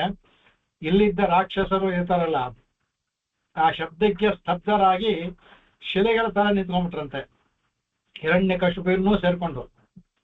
ಆಶ್ಚರ್ಯದಿಂದ ಸ್ತಬ್ಧರಾಗಿ ನಿಂತ್ಕೊಂಡ್ಬಿಟ್ಟಂತೆ ಎಲ್ಲರೂ ಬೊಂಬೆಗಳ ತರ. ಆ ಶಬ್ದ ಅಷ್ಟು ಜೋರಾಗಿತ್ತು, ಕಿವಿ ತೂತಾಗುವಂತ ಆ ಶಬ್ದ. ಎಲ್ಲರೂ ಸ್ತಬ್ಧವಾಗಿ ನಿಂತ್ಕೊಂಡ್ಬಿಟ್ರಂತಾರೆ ಇವರು. ಆದ್ರೆ ಎಲ್ಲರಿಗೂ ಸಹ ಕಾರಣ ಗೊತ್ತಾಗ್ಲಿಲ್ಲ, ಸ್ತಬ್ಧರಾಗ್ಬಿಟ್ರು. ಆದ ತಕ್ಷಣ ಅವ್ರಿಗೆ ವಿವೇಚನೆ ಹೊಟ್ಟೋಯ್ತು, ಯಾಕೆ ಈ ತರ ಇದ್ವಿ, ಯಾಕೆ ನಿಂತಿದ್ವಿ ಅಂತ ಅವ್ರ ಕಾರಣ ಗೊತ್ತಾಗ್ಲಿಲ್ಲ ಅವ್ರಿಗೆ. ಆವಾಗ ಹೇಳ್ತಾರೆ, ಅದಕ್ಕೆ ಇಲ್ಲಿ ಅದ್ಭುತವಾದ ಶ್ಲೋಕ ಇದು. ಭಗವಂತ ಬಂದಲ್ಲ, ಯಾತಕ್ಕೆ ಕಂಬದಲ್ಲಿ ಬಂದ ಅನ್ನೋದಕ್ಕೆ ಇಲ್ಲಿ ಶುಕಮಹರ್ಷಿ ಹೇಳ್ತಾರೆ, ಸತ್ಯಂ ವಿಧಾತಂ ನಿಜಭೃತ್ಯ ಭಾಷಿತಂ ಜಾಪ್ತಿಂಚ ಭೂತೇಷ್ವಖಿಲೇಷು ಚಾತ್ಮನಃ ಅದೃಶ್ಯತಾದ್ಯದ್ಭುತ ರೂಪಮುದ್ವಹನ್ನೇ ಸ್ತಂಭೆ ಸಮಾಯಾಂ ನ ಮೃಗಂ ನ ಮಾನುಷಂ. ಅದಕ್ಕೆ ಅಂದ್ರೆ ಹೇಳ್ತಾರೆ, ಅದಕ್ಕೆ ನಿಜಭೃತ್ವ ಅದೇ ಹೇಳ್ತಾರೆ, ನಿಜಭೃತ್ಯ ಭಾಷಿತುಂ ಸತ್ಯಂ ವಿಧಾತುಂ. ಇವನು ನಿಜಭೃತ್ಯ ಅಂದ್ರೆ ಇವನು ಭಕ್ತ, ನಿಜ ಭಕ್ತ ಅಂದ್ರೆ ಇವನು ಅತ್ಯಂತ ಭಕ್ತ ಉಳ್ಳವನು. ಯಾರು ಇವನು ಪ್ರಹ್ಲಾದ. ಅವನ ಭಾಷಿತುಂ ಸತ್ಯಂ ವಿಧಾತುಂ, ಅಂದ್ರೆ ಇವನು ಅವನ ಮಾತನ್ನ ಉಳಿಸ್ಬೇಕು. ಭಗವಂತ ಯಾವಾಗಲೂ ತನ್ನ ಮಾತನ್ನ ಬಿಟ್ಟಾದ್ರೂ ಭಕ್ತರನ್ನ ಮಾತನ್ನ ಉಳಿಸ್ತಾನೆ ಅಂತ ನಾವು ಭೀಷ್ಮ ಪರ್ವದಲ್ಲೇ ನೋಡಿದೀವಿ. ಆ ಭೀಷ್ಮರು ಪ್ರತಿಜ್ಞೆ ಮಾಡಿದಾಗ ಭಗವಂತ ನಾನು ಆಯುಧ ತೆಗೆಯೋದಿಲ್ಲ ಅನ್ನೋ, ಆಯುಧ ತೆಗೆಯೋ ತರ ಮಾಡ್ತೀನಿ ಅಂತ ಪ್ರತಿಜ್ಞೆ ಮಾಡ್ಬಿಟ್ರು. ಕಡೆಗೆ ನನ್ನ ಪ್ರತಿಜ್ಞೆ ಹೋದ್ರಾಯ್ತು, ಭೀಷ್ಮ ಪ್ರತಿಜ್ಞೆ ಹೋಗ್ಬಾರ್ದು ಅಂತ ಆಯುಧ ತಗೊಳ್ತಾನೆ ಭಗವಂತ. ಇಲ್ಲಿ ತನ್ನ ಅತ್ಯಂತ ಪ್ರಿಯ ಭಕ್ತನಾದ ಪ್ರಹ್ಲಾದ ಎಲ್ಲಾ ಕಡೆಯಲ್ಲೂ ಇರ್ತಾನೆ. ಅವನಿಲ್ದೇ ಇರೋ ಜಾಗ ಎಲ್ಲಿ ಅಂತ ಹೇಳ್ಬಿಟ್ನಲ್ಲ, ಆಗ ಅವನು ಇಲ್ಲಿ ಇದೇನ ಅನ್ಬಿಟ್ಟು ಕೈನಲ್ಲಿ ಗುದ್ದದ್ನಲ್ಲ. ಅದಕ್ಕೆ ಅವನ ಮಾತನ್ನ ನಿಜ ಮಾಡೋದಕ್ಕೋಸ್ಕರ ಏನ್ ಮಾಡ್ತಾನಂತ, ಅದಕ್ಕೆ ನಿಜವದ್ ವಿಭಾಷಿತಂ. ಅದಕ್ಕೆ ವ್ಯಾಪ್ತಿಂಚ ಭೂತೇಶು ಅಖಿಲೇಶು ಚಾತ್ಮನಃ. ಇದು ಇವರು ಸಂವಾದ ನಡೆಯುವಾಗ ಭಗವಂತ ಏನಾಯ್ತಂತೆ, ಇವನು ಹೇಳ್ತಾ ಇದ್ದಾನಲ್ಲ, ಭಗವಂತ ಎಲ್ಲಾ ಕಡೆಯಲ್ಲೂ ಇದ್ದಾನೆ ಎಲ್ಲೂ ಅಂತ. ಎಲ್ಲಾ ಕಡೆಯಲ್ಲೂ ಭಗವಂತ ಇದ್ದಾನೆ, ಎಲ್ಲ ಶ್ರುತಿ ಎಲ್ಲ ಹೇಳುತ್ತೆ. ಆದ್ರೆ ಇವರು ಇವಾಗ ಇವನ್ನ ಕೊಲ್ಬೇಕಾದ್ರೆ ನೃಸಿಂಹ ರೂಪದಲ್ಲಿ ಬರಬೇಕು, ವರದಲ್ಲಿ ಬರೋದಿಲ್ಲ. ಅದು ಕಡೆಗೆ ಭಗವಂತ ಏನ್ ಮಾಡಿದಂತೆ, ಎಲ್ಲಿ ಕೇಳ್ತಾನೋ ಯಾವ ಜಲ್ ಬರ್ತಾನ ಅಂದ್ಬಿಟ್ಟು ಅದರಲ್ಲಿ ಆ ಸ್ತಂಭ ಇಟ್ಟು, ಸ್ತಂಭ ಒಂದೇ ಅಲ್ಲ, ಕಂಬ ಅಲ್ಲಿರುವಂತ ಯಾವ್ದು ಇದು ಹುಲ್ಲಿಂದ ಹಿಡಿದು ಎಲ್ಲಾ ಕಡೆಯೂ ಸಹ ನೃಸಿಂಹ ಒಳಗಡೆ ಸೇರ್ಕೊಂಡ್ಬಿಟ್ನಂತೆ. ಇದಕ್ಕೆ ನಿಮ್ಗೆ ವರದಾಜ ಪಂಚಾಯತಲ್ಲೂ ಸ್ವಾಮಿ ಅದ್ಭುತ ಹೇಳ್ತಾರೆ, ಸ್ತಂಭೈಕ ವರ್ಜ ಮಧುನಾಭಿ ಕರೀಶ ನೂನಂ. ಅವ್ರು ಹೇಳ್ತಾರೆ ಅದಕ್ಕೆ ತೈಲೋಕ್ಯಮೇ ತದಗಿಲಂ ನರಸಿಂಹ ಗರ್ಭಂ ಅಂತ ಹೇಳ್ತಾರೆ. ಸ್ತಂಭೈಕ ವರ್ಜಂ, ಆ ಒಂದು ಒಡ್ಕೊಂಡ್ ಬಂದಲ್ಲ ಆ ಕಂಬ ಒಂದನ್ನ ಬಿಟ್ಟು ಇಡೀ 3 ಲೋಕದಲ್ಲಿರುವ ಎಲ್ಲಾ ವಸ್ತುಗಳಲ್ಲೂ ಅಖಿಲಂ ವಸ್ತು, ಬರೀ ಕಂಬಗಳೇ ಅಲ್ಲ, ಎಲ್ಲವೂ ಸಹ ತ್ರೈಲೋಕ್ಯ ಮೇತದಖಿಲಂ. ಇಲ್ಲೂ ಅದನ್ನ ಹೇಳ್ತಾರೆ, ಭೂತೇಶು ಅಖಿಲೇಶು ಚಾತ್ಮ. ಈ ಪದವನ್ನ ಸ್ವಾಮಿ ಅಲ್ಲೇ ಸ್ತೋತ್ರ ತಗೊಂಡಿದ್ದಾರೆ. ಅಂದ್ರೆ ಅಖಿಲೇಶು ಚ ಆತ್ಮನ, ಎಲ್ಲಾ ಇದರಲ್ಲೂ ಸಹ ನೃಸಿಂಹ ಹೋಗಿ ಸೇರ್ಕೊಂಡ. ಇಲ್ಲಿ ಇನ್ನೂ ಸಹ ನೃಸಿಂಹ ಗರ್ಭವಾಗಿ ಎಲ್ಲಾ ಚೇತನಗಳು ಇದೆ, ಆ ಕಂಬ ಒಂದೊಂದನ್ನ ಬಿಟ್ಟು ಅಂದ್ಬಿಟ್ಟು. ಅದೃಶ್ಯತಾ ತದ್ಭುತ ರೂಪ ಮುದ್ಭವನ್. ಕಡೆಗೆ ಅದು ಅದೃಶ್ಯ ಅಂದ್ರೆ ಇಲ್ಲಿವರೆಗೂ ದೃಶ್ಯ ಅನ್ನ ನೋಡಿಲ್ದೇ ಇರುವಂತ. ಅದೃಶ್ಯ ಅಂದ್ರೆ ಮಾಯ ಅಂತಲ್ಲ, ನ ದೃಶ್ಯ ಅದೃಶ್ಯ. ಇಲ್ಲಿ ಈ ಅವತಾರ ಆಗುವವರೆಗೂ ಎಲ್ಲರೂ ಸಿಂಹವನ್ನು ನೋಡಿದ್ದಾರೆ, ಎಲ್ಲರೂ ಮನುಷ್ಯನ್ ನೋಡಿದ್ದಾರೆ. ಈ ಅರ್ಧ ಸಿಂಹ ಅರ್ಧ ಮನುಷ್ಯನ್ ಯಾರು ಹೇಳಕ್. ಅದಕ್ಕೆ ಇದು ಅದೃಶ್ಯತಾ ಅತ್ಯದ್ಭುತ ರೂಪಂ, ಅದು ಅದ್ಭುತವಾದ ರೂಪ, ಅತ್ಯದ್ಭುತವಾದ ರೂಪ. ಅತ್ಯದ್ಭುತವನ್ನ ಸ್ತಂಭೆ ಸಭಾಯ, ಆ ಸಭೆಯಲ್ಲಿರುವ ಸ್ತಂಭದಿಂದ ಬಂದಂತೆ. ನ ಮೃಗಂ ನಮ, ಇದು ಮೃಗ ಅಂತ ಕರೆಯೋದು ಇಲ್ಲ, ನ ಮೃಗಂ. ಇವನು ಮಾನುಷ ಇಲ್ಲ, ನ ಮಾನುಷಂ. ಮೃಗವೂ ಅಲ್ಲ ಮಾನುಷವಲ್ಲ, ಎರಡೂ ಸೇರ್ಕೊಂಡಿರೋದು ಅಂತ ಅಂದ್ಬಿಟ್ಟು ಅದನ್ನ ಅನುಭವಿಸ್ತಾರೆ ಇದನ್ನ. ಅದಕ್ಕೆ ಇವರು ಪರಾಶರ ಭಟ್ಟು ತುಂಬಾ ಅನುಭವಿಸ್ತಾರೆ. ನರಸಿಂಹ ಅವತಾರ ಆಗುವವರೆಗೂ ಜನಗಳಿಗೆ ಮನುಷ್ಯರು ನೋಡಿ ಪ್ರೀತಿಸ್ತಿದ್ದಂತೆ, ಸಿಂಹವನ್ನು ನೋಡಿ ಆನಂದ ಪಡ್ತಾ ಇದ್ರಂತೆ. ನರಸಿಂಹ ಅವತಾರದ ಮೇಲೆ ಯಾರು ಬರೀ ಸಿಂಹವನ್ನ ಬರೀ ಮನುಷ್ಯರನ್ನ ನೋಡಿ ಆನಂದ ಪಡೋದು ಬಿಟ್ಬಿಟ್ರಂತೆ. ಅದ್ಭುತವಾಗಿ ಹೇಳ್ತಾರೆ, ನರಸಿಂಹ ಅವತಾರ ಆದ್ಮೇಲೆ ಬರೀ ಸಿಂಹವನ್ನು ಬರೀ ಮನುಷ್ಯರು ನೋಡಿ ಆನಂದ ಪಡೋದು ಬಿಟ್ಬಿಟ್ರಂತೆ. ನರಸಿಂಹ ಅವತಾರ ಅಷ್ಟು ಚೆನ್ನಾಗಿತ್ತು ಅಂದ್ಬಿಟ್ಟು ಅಂತ. ಇದನ್ನ ಇಲ್ಲಿಗೆ ತುಂಬಾ ಚೆನ್ನಾಗಿದೆ ಇದು. ಇದಕ್ಕೆ ಅವನು ಅದೆಲ್ಲ ಮಾಡಿ ಕಡೆಗೆ ಇದರಲ್ಲಿ ಅವನನ್ನ ಕೊಂದದ್ದು ಇದು ಬರ್ತದೆ. ಇದು 5 ನಿಮಿಷ ಅಂತ ಹೇಳ್ಬೋದು, ಅದನ್ನ ಮತ್ತೆ ಮುಗಿಸ್ಕೊಂಡು ಅದಕ್ಕೆ ಕಡೆಗೆ ಮೀಮಾಂಸ ಮಾನಸ್ಸ ಸಮುತ್ಥಿತೋಗ್ರತೋ ನೃಸಿಂಹರು ಸ್ಥದಲಂ ಭಯಾನಕಂ. ಅದು ಪ್ರತಪ್ತ ಚಾಮೀಕರ ಚಂಡಲೋಚನಂ ಸ್ಫುರಾ ಚಟಾಕೇಸರ ಜಂಬಿತಾನನಂ. ಅವನು ಮೀಮಾಂಸ ಮಾನಸ್ಯ ಅಂದ್ರೆ ಇದು ಅವನು ಮೀಮಾಂಸ ಅಂದ್ರೆ ವಿಚಾರ ಮಾಡ್ತಂತೆ. ಅವನು ಹಿರಣ್ಯಕಶಿಪು ವಿಚಾರ ಮಾಡ್ತಾರೆ, ಯಾವ್ದಿದು ಏನೋ ಮಾಡ್ತಾ ಇದು ಅಂದ್ರೆ ಅವನಿಗೆ ಇದು ಭಗವಂತ ನಾನು ಗೊತ್ತಿದೆ, ಕಂಬದಿಂದ ಬಂತು, ಒಳಗಡೆ ಯಾವ್ದೋ ಭೂತವೋ ಪಿಶಾಚೋ ಏನೋ ಇರ್ಬೇಕು ಅಂತ ಅವನು ವಿಚಾರ ಮಾಡ್ತಾ ಇರ್ತಾನೆ. ಮೀಮಾಂಸ ಮಾನಸ್ಯ, ಅವನು ವಿಚಾರ ಮಾಡ್ತಾನೆ ಇದಂತೆ. ಆವಾಗ ತಕ್ಷಣ ಇದು ಅದಕ್ಕೆ ಇದು ಅಯಂ ನಾ ಮೃಗ ನಾ ಮಾನುಷ, ಇದು ಮೃಗು ಅಲ್ಲ ಮನುಷ್ಯ ಇಲ್ಲ. ನಾಯಂ ನರೋ ನಾಭಿ ಮೃಗೋ ವಿಚಿತ್ರ ಮಹೋಭಾವ. ಅತ್ಯಂತ ವಿಚಿತ್ರವಾಗಿ ಅವನು ಈ ತರ ತರ್ಕ ಮಾಡ್ತಾನೆ, ವಿಚಿತ್ರವಾಗಿದೆಯಲ್ಲ. ಕಿಮೇತನ್ ಮೃಗೇಂದ್ರ ರೂಪಂ, ಈ ತರ ರೂಪ ಎಲ್ಲ ನೋಡೇ ಇಲ್ವ, ಯಾವ ರೂಪ ಮೃಗ ಇದು ಮೃಗ ಅನ್ನೋ ಹೋಗಕ್ಕಾಗಲ್ಲ, ಮನುಷ್ಯ ಅಂತ ಹೇಳಕ್ಕಾಗಲ್ಲ, ಯಾವ್ದಿದು ಇಲ್ಲಿವ್ರು ನೋಡಿಲ್ವ ಅಂತ ತರ್ಕ ಮಾಡ್ತಾ ಇರ್ತಾನಂತೆ. ಅವಾಗ ಇದು ಪ್ರದಪ್ತ ಚಾಮೀಕರ ಚಂಡೋಲ, ಅವನ ಭಗವಂತನ ಕಣ್ಣು ಚಾಮೀಕರ ಅಂತ ಚಿನ್ನದಂಗೆ ಹೊಡಿತಾ ಅಂತ. ಅವನ ಸ್ಮಷ್ಟವೂ ಚಿನ್ನ, ಹಿರಣ್ಯಕೇಶ ಹಿರಣ್ಯ ಸ್ಮಷ್ಟವು ಅದೂ ತರ. ಚಂಡಲೋಚನ ಕಣ್ಣು ಕೋಪದಿಂದ ಕೆಂಪಿಗಿದೆ, ಸುವರ್ಣವಾಗೂ ಇದೆ, ಎರಡೂ ಸೇರ್ಕೊಂಡು ಇನ್ನೂ ಇದಾಗಿದೆ. ಅದಕ್ಕೆ ಪುರಟ್ ಛಟ ಕೇಸರ ಜಂಬಿತಾನನ. ಕಡೆಗೆ ಅದ ಕೇಸರಗಳಿದೆಯಲ್ಲ, ಕೇಸರಗಳು ಕೂದಲೆಲ್ಲವೇ ಹಿರಣ್ಯ ಬಣ್ಣ ಹೊಳಿತಾ ಇದ್ದಂತೆ, ಹಿರಣ್ಯ ಬಣ್ಣಕ್ಕೆ ಅದು ಇದೆಯಂತೆ. ಅದಕ್ಕೆ ಅದನ್ನ ಆಮೇಲೆ ಮೀಸೆಗಳಿಂದಂತೆ ಜಂಬಿತ ಆನನಂ. ಆನನಂ ಜಂಬಿತವಾದ ಬಾಯಿ ಜೋರಾಗಿ ಇದು ಮಾಡ್ಬೇಕಾಗ, ಅದು ಬಿದ್ದಾಕ್ಬೇಕಾದ. ಅದು ಸಿಂಹ ಒಂದು ಬಾಯಿ ತೆಗಿತಲ್ಲ ಜೋರಾಗಿ, ಆವಾಗ ಜಂಬಿತ ಆನನ ಬಾಯಿನ ಜೋರಾಗಿ ತೆಗೆದು ಒಂದು ಸಲ ಶಬ್ದ ಮಾಡ್ತಾ ಇದ್ದ ಸಿಂಹ ಅದು. ಅದನ್ನ ನೋಡ್ತಾ ಇದ್ದ ಕಡೆಗೆ ಆಮೇಲೆ ವರ್ಣನೆ ಮಾಡ್ತಾರೆ. ಕಾರಣ ಧನುಷ ಕಾರಣ ಎಲ್ಲವನ್ನು ಬ್ರಕುಟಿ ಒಂದೊಂದು ಅಂಗವನ್ನು ವರ್ಣನೆ ಮಾಡ್ತಾರೆ. ಹೇಗೆ ಅವನು ಹುಬ್ಬಿತ್ತು, ಭಗವಂತನ ಹುಬ್ಬು ಆ ಸಮಯದಲ್ಲಿತ್ತು, ಅದು ಆಮೇಲೆ ಅವನ ಬೃಕುಟಿ ಅದ್ಯಾವ ತರ ಇತ್ತು, ಆ ಭಗವಂತನ ಕಣ್ಣಿನ ಕೆಳಗಡೆ ಯಾವ ತರ ಎಲ್ಲವನ್ನೂ ವರ್ಣನೆ ಮಾಡ್ತಾರೆ. ಅದಕ್ಕೆ ಎಲ್ಲರನ್ನು ವರ್ಣನೆ ಮಾಡ್ಬಿಟ್ಟು ಕಡೆಗೆ ಎಲ್ಲರೂ ಮಾಡ್ತಾರೆ. ಕಡೆಗೆ ದೇವತೆಗಳೆಲ್ಲ ಬಂದು ನೋಡ್ತಾ ಅಂತ ಮೇಲಿಂದ ದೇವತೆಗಳೆಲ್ಲ ಬರ್ತಾರೆ, ವಿಮಾನಗಳಲ್ಲಿ ಬಂದ್ಬಿಡ್ತಾರೆ.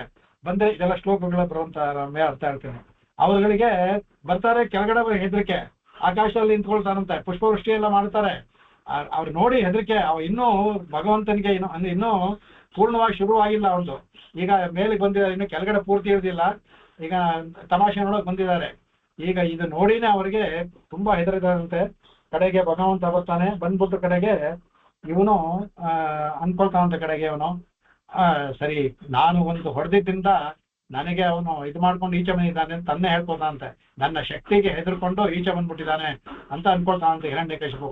ತಾನಾಗೆ ಭಗವಂತ ಹೊಡ್ಕೊಂಡ್ ಬಂದ ಅಂತಿಲ್ಲ, ತನಗೆ ತಂಬಿಕ್ರವಂತನ್ ಸಗದಂಗ್ ಗತಾದರು ಕಡೆ ಗದೆಯನ್ನು ತಗೊಳ್ತಾನ ಬರ್ತಾನಂತೆ. ಅವರಿಬ್ಬರಿಗೂ ತುಂಬಾ ಇದಾಗುತ್ತೆ. ಯಾಕಂದ್ರೆ ಇನ್ನೊಂದು 10 ನಿಮಿಷ ಬಿಟ್ಟು ಕೇಳಿದ್ರೆ ಅವನು ಪ್ರಹ್ಲಾದ ನೇರವಾಗಿ ತಗೊಂಡೋಗಿ ಬಂದ್ಬಿಟ್ಟಿರು. ಅವನಿಗೆ ಸಾಯಂಕಾಲ ಬೆಳಗುವಲ್ಲ, ಅವನಿಗೆ ವರ ಇರ್ತಲ್ಲ, ಬೆಳಗ್ಗೆ ಆಗ್ಲಿ ರಾತ್ರಿ, ಹಗಲಲ್ಲೇ ಆಗ್ಲಿ ಕತ್ಲಲ್ಲೇ ಆಗ್ಲಿ ರಾತ್ರಿಯಲ್ಲೇ ಆಗ್ಲಿ, ಕಡೆಗೆ ಆಯುಧಗಳಿಂದ ಆಗ್ಲಿ ಮನುಷ್ಯರಿಂದ ಆಗ್ಲಿ ಪ್ರಾಣಿಗಳಿಂದ ಆಗ್ಲಿ ನನಗೆ ಮರಣ ಇರ್ಬೋದು ತಥಾಸು ಕೊಟ್ಟಿರ್ತಾನೆ ಬ್ರಹ್ಮ. ಬ್ರಹ್ಮನ ವರನ ಸುಳ್ಳು ಮಾಡಬಾರ್ದು. ಅದಕ್ಕೆ ಈಗ ನೃಸಿಂಹಾವತಾರ ಮಾಡ್ಕೊಂಡ. ಅದು ಮೃಗವೂ ಅಲ್ಲ ಮನುಷ್ಯವೂ ಅಲ್ಲ.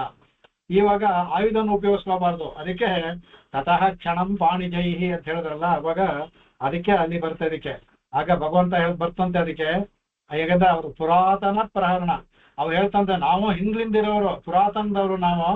ಅದಕ್ಕೆ ಅದಕ್ಕೆ ನಾವು ನಿಮ್ಮನ್ನ ಕಾಪಾಡಬೇಕು, ನಾವು ಪುರಾತನದಾದವರು, ನಮ್ಮನ್ನ ಬೇಡ ಅನ್ಬೇಡ, ಕ್ಷಣಃ ಪಾಣಿಜಿ ನಿಲ್ಲಿಸಿದಾಗ ಅಂತಾರಂತೆ. ಆಗ ಭಗವಂತ ಹೇಳ್ತಾರಂತೆ, ಅದಕ್ಕೆ ನೀವೆಲ್ಲ ಇದೆಲ್ಲ ನೆಪ ಎಲ್ಲ ಅನ್ಕೊಳ್ಳೋದು. ಅಸ್ಥಾನ ಭಯ ಅಂದ್ರೆ ಅಸ್ಥಾನ ಅಷ್ಟೇ. ಅವ್ರಿಗೆ ನನ್ನ ಕೈಯೆಲ್ಲ ಉಗುರೇ ಸಾಕು ಅಂತ, ಅಂಗುಳ್ಯಜ್ಞ ತಾನ್ ಹನ್ಯಾಮ್ ಅಂತ ರಾಮ ಹೇಳೋದರ ನನ್ನ ಉಗುರೇ ಸಾಕು. ನೀವೆಲ್ಲ ಒಂದು ನಪಕ್ಕೆ ಕಡೆ ಹೇಳ್ತಾನಂತೆ. ತುಂಬಾ ಇದಾದ್ರೆ ಒಂದು ಕ್ಷಣ ಇದೆ, ಒಂದು ಕ್ಷಣ ಈ ಉಗುರಿಗೆ ಕೆಲಸ ಕೊಡೋಣ, ಉಗುರು ಆಸೆ ಪಡ್ತಾ ಇದೆ, ಆಮೇಲೆ ನೀವು ಬಂದು ಸೇರ್ಕೊಳ್ತೀರಂತೆ. ಒಂದು ಕ್ಷಣಕ್ಕೆ ಮಾತ್ರ ನೀವು ಬಿಟ್ಟಿರಿ, ಏನು ಯೋಚನೆ ಮಾಡಬೇಡಿ, ನಾನು ಏನು ಹೋಗಲ್ಲ ಅಂತ. ಕ್ಷಣಃ ಪಾಣಿಜೈಹಿ, ಒಂದು ಕ್ಷಣ ಕೈಯಲ್ಲಿ ತೋರಿಸ್ತಾನಂತೆ. ಒಂದೇ ಒಂದು ಕ್ಷಣ ಇರಿ, ನೀವು ಏನು ಯೋಚನೆ ಮಾಡಬೇಡಿ, ನೀವೇ ನನ್ನ ಮುಖ್ಯವಾದ ಆಯುಧ ಇಲ್ಲ ಅನ್ನೋದಿಲ್ಲ. ಈಗ ಒಂದು ಕ್ಷಣ ಇರಿ, ಒಂದೇ ಒಂದು ಕ್ಷಣದಲ್ಲಿ ಕೆಲಸ ಮುಗಿಸ್ತೀನಿ, ಆಗ ನೀವೆಲ್ಲ ಬರ್ತೀರಂತೆ ವಾಪಸ್ಸು ಅಂತ ಭಗವಂತ ಹೇಳ್ತಾರಂತೆ. ಅದಕ್ಕೆ ಎಲ್ಲವೂ ಇದರಲ್ಲಿ ಇರುವಂತದ್ದೇ ಅದ್ಭುತವಾಗಿ ಸ್ವಾಮಿ ತಗೊಂಡು ಅದನ್ನ ಹಾಕ್ತಾರೆ. ಆಮೇಲೆ ಇದರಲ್ಲಿ ಅದ್ಭುತವಾಗಿ ಯಾವ ತರ ಆಯ್ತು ಅಂತ ಆಗುತ್ತೆ. ಯಾವಾಗ ಇವ್ರು ಹೊಡೆದಾಡೋದು, ಇವನು ಹೊಡೆಯುವಾಗ ತೆಗೆದು ಹಾಕೊಳ್ಳುವಾಗ ಹಿಂದೆ ಹೋಗೋದು ಎಲ್ಲವ ತಾನು. ಯಾವಾಗ ನರಸಿಂಹ ಹಿಂದೆ ಹೋದಾಗ ತನಗೆ ಬಲೆ ಬೇಷ್ ಅನ್ಕೋತಾನಂತೆ, ನನ್ನ ಏಟನ್ನ ನೋಡಿ ತಡೆದು ಹಿಂದೆ ಹೋಗ್ಬಿಡ್ತು ಅಂದ್ಬಿಟ್ಟು ಅಂತ. ಇದೆಲ್ಲ ಅವನಿಗೆ ಸಹ ಭಗವಂತನಿಗೆ ಒಂದು ಒಂದು ಆಟ. ಯಾವಾಗ ಆಯ್ತು ಅವನ ಕಡೆಗೆ ವಿಶ್ವಸ್ಫುರಂತಂ ಗ್ರಹಣಾತುರಂ ಹರಿರ್ವ್ಯಾಳೋ ಯಥಾಕುಂ ಕುಲಿಶಾಕ್ಷ ತತ್ವಚಂ ದ್ವಾರೋಕ್ಯ ಮಾಪತ್ಯ ದದಾರ ಲೀಲಯ ನಕೈರತಾಂ ಹಿ ಗರುಡೋ ಮಹಾವಿಷಂ. ಅದು ಹಿಂದಿ ಶ್ಲೋಕದಲ್ಲಿ ಬರುತ್ತೆ. ಅದಕ್ಕೆ ಅವನನ್ನ ಕೃತ್ವಾತಹಾಸಂ ಕರಮತ್ವಲೋದ್ವನ ನಿಮೀರತಾಕ್ಷಂ ಜಗೃಹೇ ಮಹಾಜವ. ಅವನ ಕಡೆಗೆ ಒಂದ್ ಏಟಿಗೆ ಹೊಡಿತಾಂತೆ, ಹೊಡೆದ್ಬಿಟ್ಟು ಕೈನಲ್ಲಿ ತಗೊಳ್ತಾಂತೆ ನರಸಿಂಹ. ಏನು ಮಾಡೋಕ್ಕೂ ಆಗಿಲ್ಲ ಅವನಿಗೆ. ನಡ್ಕೊಂಡ್ಬಂದು ಅವನಿಗೆ ಮನೆಯಲ್ಲೂ ಹೊರಗಡೆ ಒಂದು ಕೇಳ್ಕೊಂಡಿರ್ತಾನೆ ಅವನು. ಅದರಿಂದ ಹೊಸಲಲ್ಲಿ ಕೂತ್ಕೊಳ್ತಾನಂತೆ, ತೊಡೆ ಮೇಲೆ ಇಟ್ಕೊಳ್ತಾನಂತೆ ಅವನಿಗೆ.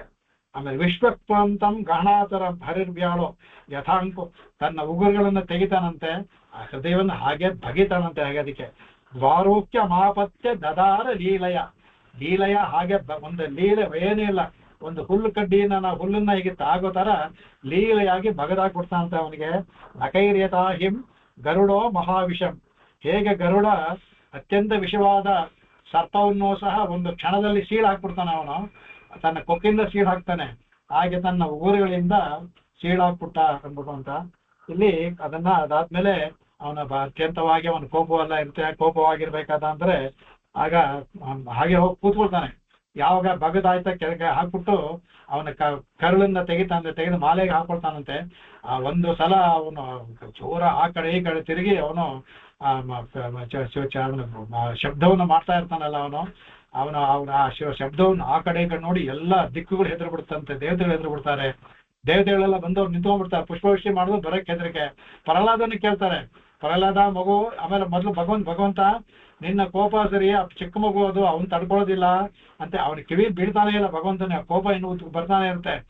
ಜೋರಾಗಿ ಆ ಸಿಂಹದ ಒಂದು ಗರ್ಜನೆ ಮಾಡ್ತಾನೆ ಇರ್ತಾನೆ ಅವನು, ಹಾ ಅಂದ್ಬಿಟ್ಟು ಹೋಗಿ ಕೂತ್ಕೊಳ್ತಾನೆ ಸಿಂಹಾಸನದ ಮೇಲೆ. ಆಗ ಇವ್ರೇನ್ ಮಾಡ್ತಾರೆ, ತಾವು ಬರಕ್ಕೆ ಎದಕ್ಕೆ ಪ್ರಹ್ಲಾದನ್ ಕಳಿಸ್ತಾರೆ, ಮಗು ನೀನ್ ಹತ್ರ ಹೋಗು, ಹೋಗಿ ಸಮಾಧಾನ ಮಾಡು, ನಿನ್ ಮಾತು ಕೇಳ್ತಾನೆ ಅಂತ.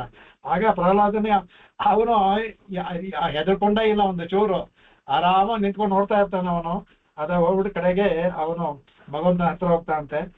ಯಾವ ಉಗುರುಗಳಿಂದ ಹಿರಣ್ಯಕಶಿಪುವಿನ ಸೀಳದ್ನೋ ಅದೇ ಉಗುರದಿಂದ ಕಪಾಲ ಸವರ್ತಾನಂತೆ. ಒಳ್ಳೆ ಕಮಲದ ಹೂವಲ್ಲಿ ಸವರ್ದಂಗೆ ಇತ್ತಂತೆ ಅವನಿಗೆ. ಯಾವ ಉಗುರಿಂದ ಬಗದ್ನೋ ಅದೇ ಊರಲ್ಲಿ ಸವರ್ತಾನಂತೆ ಅವನ ಕೆನ್ನೆನ, ಪ್ರಹ್ಲಾದನ. ಅವನಿಗೆ ಅದು ಕಮಲದ ಹೂವಿನಲ್ಲಿ ದಂಟಿನಲ್ಲಿ ಅಷ್ಟು ಸುಲಭವಾಗಿ ಅಷ್ಟು ಕೋಮಲವಾಗಿ, ಅಂದ್ರೆ ಆ ಉಗುರು ಅಷ್ಟು ತೀಕ್ಷ್ಣವಾಗಿದ್ದು ಹಿರಣ್ಯಕಶಿಪುವನ್ನು ಕೊಲ್ಲಬೇಕಾದ್ರೆ ಅಷ್ಟು ಮೃದುವಾಗ್ಬಿಟ್ಟು ಹೂವಿನ ತರ ಆಗೋಯ್ತು ಅಂದ್ಬಿಟ್ಟು ಅಂತ ಅದನ್ನ ಹೇಳ್ತಾರೆ ಕಡೆಗೆ. ಅದಾದ್ಮೇಲೆ ಅವನು ಸ್ತೋತ್ರವನ್ನೆಲ್ಲ ಮಾಡ್ತಾನೆ ಕಡೆಗೆ. ಆವಾಗ ಯಾವಾಗ ಅವನು ಭಗವಂತನ ಕೋಪ ಸ್ವಲ್ಪ ತಣಿಯಿತೋ ಆಗ ಎಲ್ಲ ಬರ್ತಾರೆ, ಬಂದು ಅವ್ರದ್ದೆಲ್ಲ ಒಬ್ಬೊಬ್ರದ್ದು ಒಂದೊಂದು ಅದ್ರಲ್ಲಿ ಬರ್ತಾ ಇದ್ರಲ್ಲಿ. ಆಗ ಒಬ್ಬ ಇಂದ್ರ ಮಾತಾಡೋದು, ಋಷಿಯರು, ಪಿತರರು ಮಾತಾಡೋದು, ಸಿದ್ಧರು, ಚಾರಣರು, ವಿದ್ಯಾಧರರು, ನಾಗರು ಎಲ್ಲರೂ, ಆಮೇಲೆ ಮನುಗಳು ಎಲ್ಲರೂ ಬಂದು ಅವ್ರು ಹೇಳ್ತಾರೆ, ನಮಗೆಲ್ಲ ಇಷ್ಟೊಂದಾಯ್ತು, ಒಳ್ಳೇದಾಯ್ತು, ನೀನ್ ಮಾಡಿದಾಯ್ತು ಅನ್ಬಿಟ್ಟು ಅಂತ. ಕಡೆಗೆ ಪ್ರಜಾಪತಿ ಆದ ಸಾಕ್ಷಾತ್ ಬ್ರಹ್ಮನೇ ಮಾತಾಡ್ತಾನೆ. ಗಂಧರ್ವರು, ಚಾರಣರು, ಯಕ್ಷರು, ಅದರಲ್ಲಿ ಕಿಂಪುರುಷರು, ವೈತಾಲಿಕರು ಇದೆಲ್ಲ ಬರುತ್ತೆ. ಎಲ್ಲರೂ ಉವಾಚ ಅಂತ ಬರುತ್ತೆ. ಅದು ನರಸಿಂಹಾವತಾರ ಘಟ್ಟ ಬಹಳ ದೊಡ್ಡದದು. ನಾವು ಇದನ್ನ ಅನುಭವಿಸ್ಬೇಕಾದ್ರೆ ಅನುಭವಿಸೋಣ. ಹಾಗೆ ಎಲ್ಲರೂ ಬರ್ತಾರೆ. ಬಂದ್ಬಿಟ್ಟು ಇವನ್ನ ಆಡ್ತಾರೆ. ಕಡೆಗೆ ಇವನು ಅದ್ಭುತವಾಗಿ ಶ್ಲೋಕವನ್ನು ಮಾಡ್ತಾನೆ ಪ್ರಹ್ಲಾದ ಭಗವಂತನಿಗೆ. ಆಗ ತನ್ನ ಇದನ್ನ ಕೋಪವನ್ನ ಹೋಗಿ ಸಾಕ್ಷಾತ್ ಆಗ ಲಕ್ಷ್ಮೀ ಬಂದು ಕೂತ್ಕೊಳ್ತಾಳೆ. ಆಗ ಪ್ರಸನ್ನ ವದನನಾಗ್ಬೋದು ಆ ಲಕ್ಷ್ಮೀ ನರಸಿಂಹ, ಲಕ್ಷ್ಮೀ ನರಸಿಂಹ ಪ್ರಸನ್ನ ವದನ ಆಗ್ತಾನೆ. ಈಗ ನಾವು ದೇವಸ್ಥಾನದಲ್ಲಿ ನೋಡುವಂತಹ ಲಕ್ಷ್ಮೀ ನರಸಿಂಹನೇ ಅದು ಪ್ರಸನ್ನ ವದನ ಆಗಿರ್ತಾನೆ, ಎಲ್ಲವನ್ನೂ ಕಾಪಾಡುವನು ಅಂದ್ಬಿಟ್ಟು ಅಂತ. ಇದು ಇದರಲ್ಲಿ ಬರುವಂತಹದ್ದು. ಈ ಶ್ಲೋಕದ ಸ್ವಲ್ಪ ಅರ್ಥ ಮಾಡೋಣ, ಮುಂದಿನ ಪಾಠಕ್ಕೆ ಹೋಗೋಣ. ಕವಿತಾರ್ಕಿಕ ಸಿಂಹಾಯ ಕಲ್ಯಾಣ ಗುಣಶಾಲಿನಿ, ತುಂಬಾ ದೊಡ್ಡದು. ಅದು ಹೇಳಿದ್ರೆ 2 ಕ್ಲಾಸ್ ಆಗುತ್ತೆ, ಅಷ್ಟು ದೊಡ್ಡದಾಗಿದೆ. ಅದು ತುಂಬಾ ಚೆನ್ನಾಗಿದೆ. ಅದ್ರ ಶ್ರೀಮತೆ ವೆಂಕಟೇಶಾಯ ವೇದಾಂತ ಗುರವೇ ನಮಃ. ವಾದಿದ್ವಿಪಶಿರೋ ಭಂಗ ಪಂಚಾನನ ಪರಾಕ್ರಮಃ ಶ್ರೀಮಾನ್ ವೆಂಕಟನಾಥಾರ್ಯ ಚಿರಂ ಜಯತಾಂ ಭುವಿ. ಅದು ಶುಕರು ಹಾಕಿರೋ ಪದಗಳು. ಅದೇ ಸ್ವಾಮಿ ದೇಶಿಕನು ಹೇಳಿದ್ದಾರೆ, ಸಟಹಾಸೋದ್ಭೀ ಅದಾಗ್ತಲ್ಲ. ಇದರಲ್ಲಿ ದಯಾಚರಿತಲ್ಲೂ ಬರುತ್ತೆ. ಆಮೇಲೆ ಅವರು ಇದ್ರಲ್ಲಿ ಮಾಡಿರುವಂತಹ ನರಸಿಂಹ ಸ್ಥಿತಿನಲ್ಲೂ ಅದು ಬರುತ್ತೆ. ಅದು ಆ ಪದಗಳು ಅದೇ ತರ ಇಲ್ಲೂ ಅದೇ ಪದಗಳು, ಈ ಪದಗಳನ್ನ ಇಟ್ಕೊಂಡೆ ಸ್ವಾಮಿಗಳು ಹಾಕಿದ್ದಾರೆ. ಅಂತಂತ ಪದಗಳು ಕೇಳ್ಬೇಕಾದ್ರೆ ಅದು ಭಗವಂತನ ಇದು ಎಷ್ಟು ಕೋಪ ಗೊತ್ತಾಗುತ್ತೆ, ಪದಗಳಲ್ಲೇ ಬರುತ್ತೆ. ಸಟಾಪಟಲ ಭೀಷಣೆ ಸ್ಫುರಪಟ ನಹಾಸೋದ್ಘಟ ಏನ್ಬಿಟ್ಟೆಲ್ಲ ಅದೇ ತರ ಪದಗಳು ಇದರಲ್ಲೂ ಬರುತ್ತೆ, ಭಗವಂತನಲ್ಲೂ ಬರುತ್ತೆ. ಆ ಪದಗಳನ್ನ ಹಾಕಿನೇ ಭಗವಂತನಿಗೆ ಪ್ರೋತ್ಸಾಹಿಸ್ತಾರೆ. ಎಲ್ಲರಿಗೂ ನಮಸ್ಕಾರ. ಸೋಮವಾರ ನೋಡೋಣ. ನಮಸ್ಕಾರ.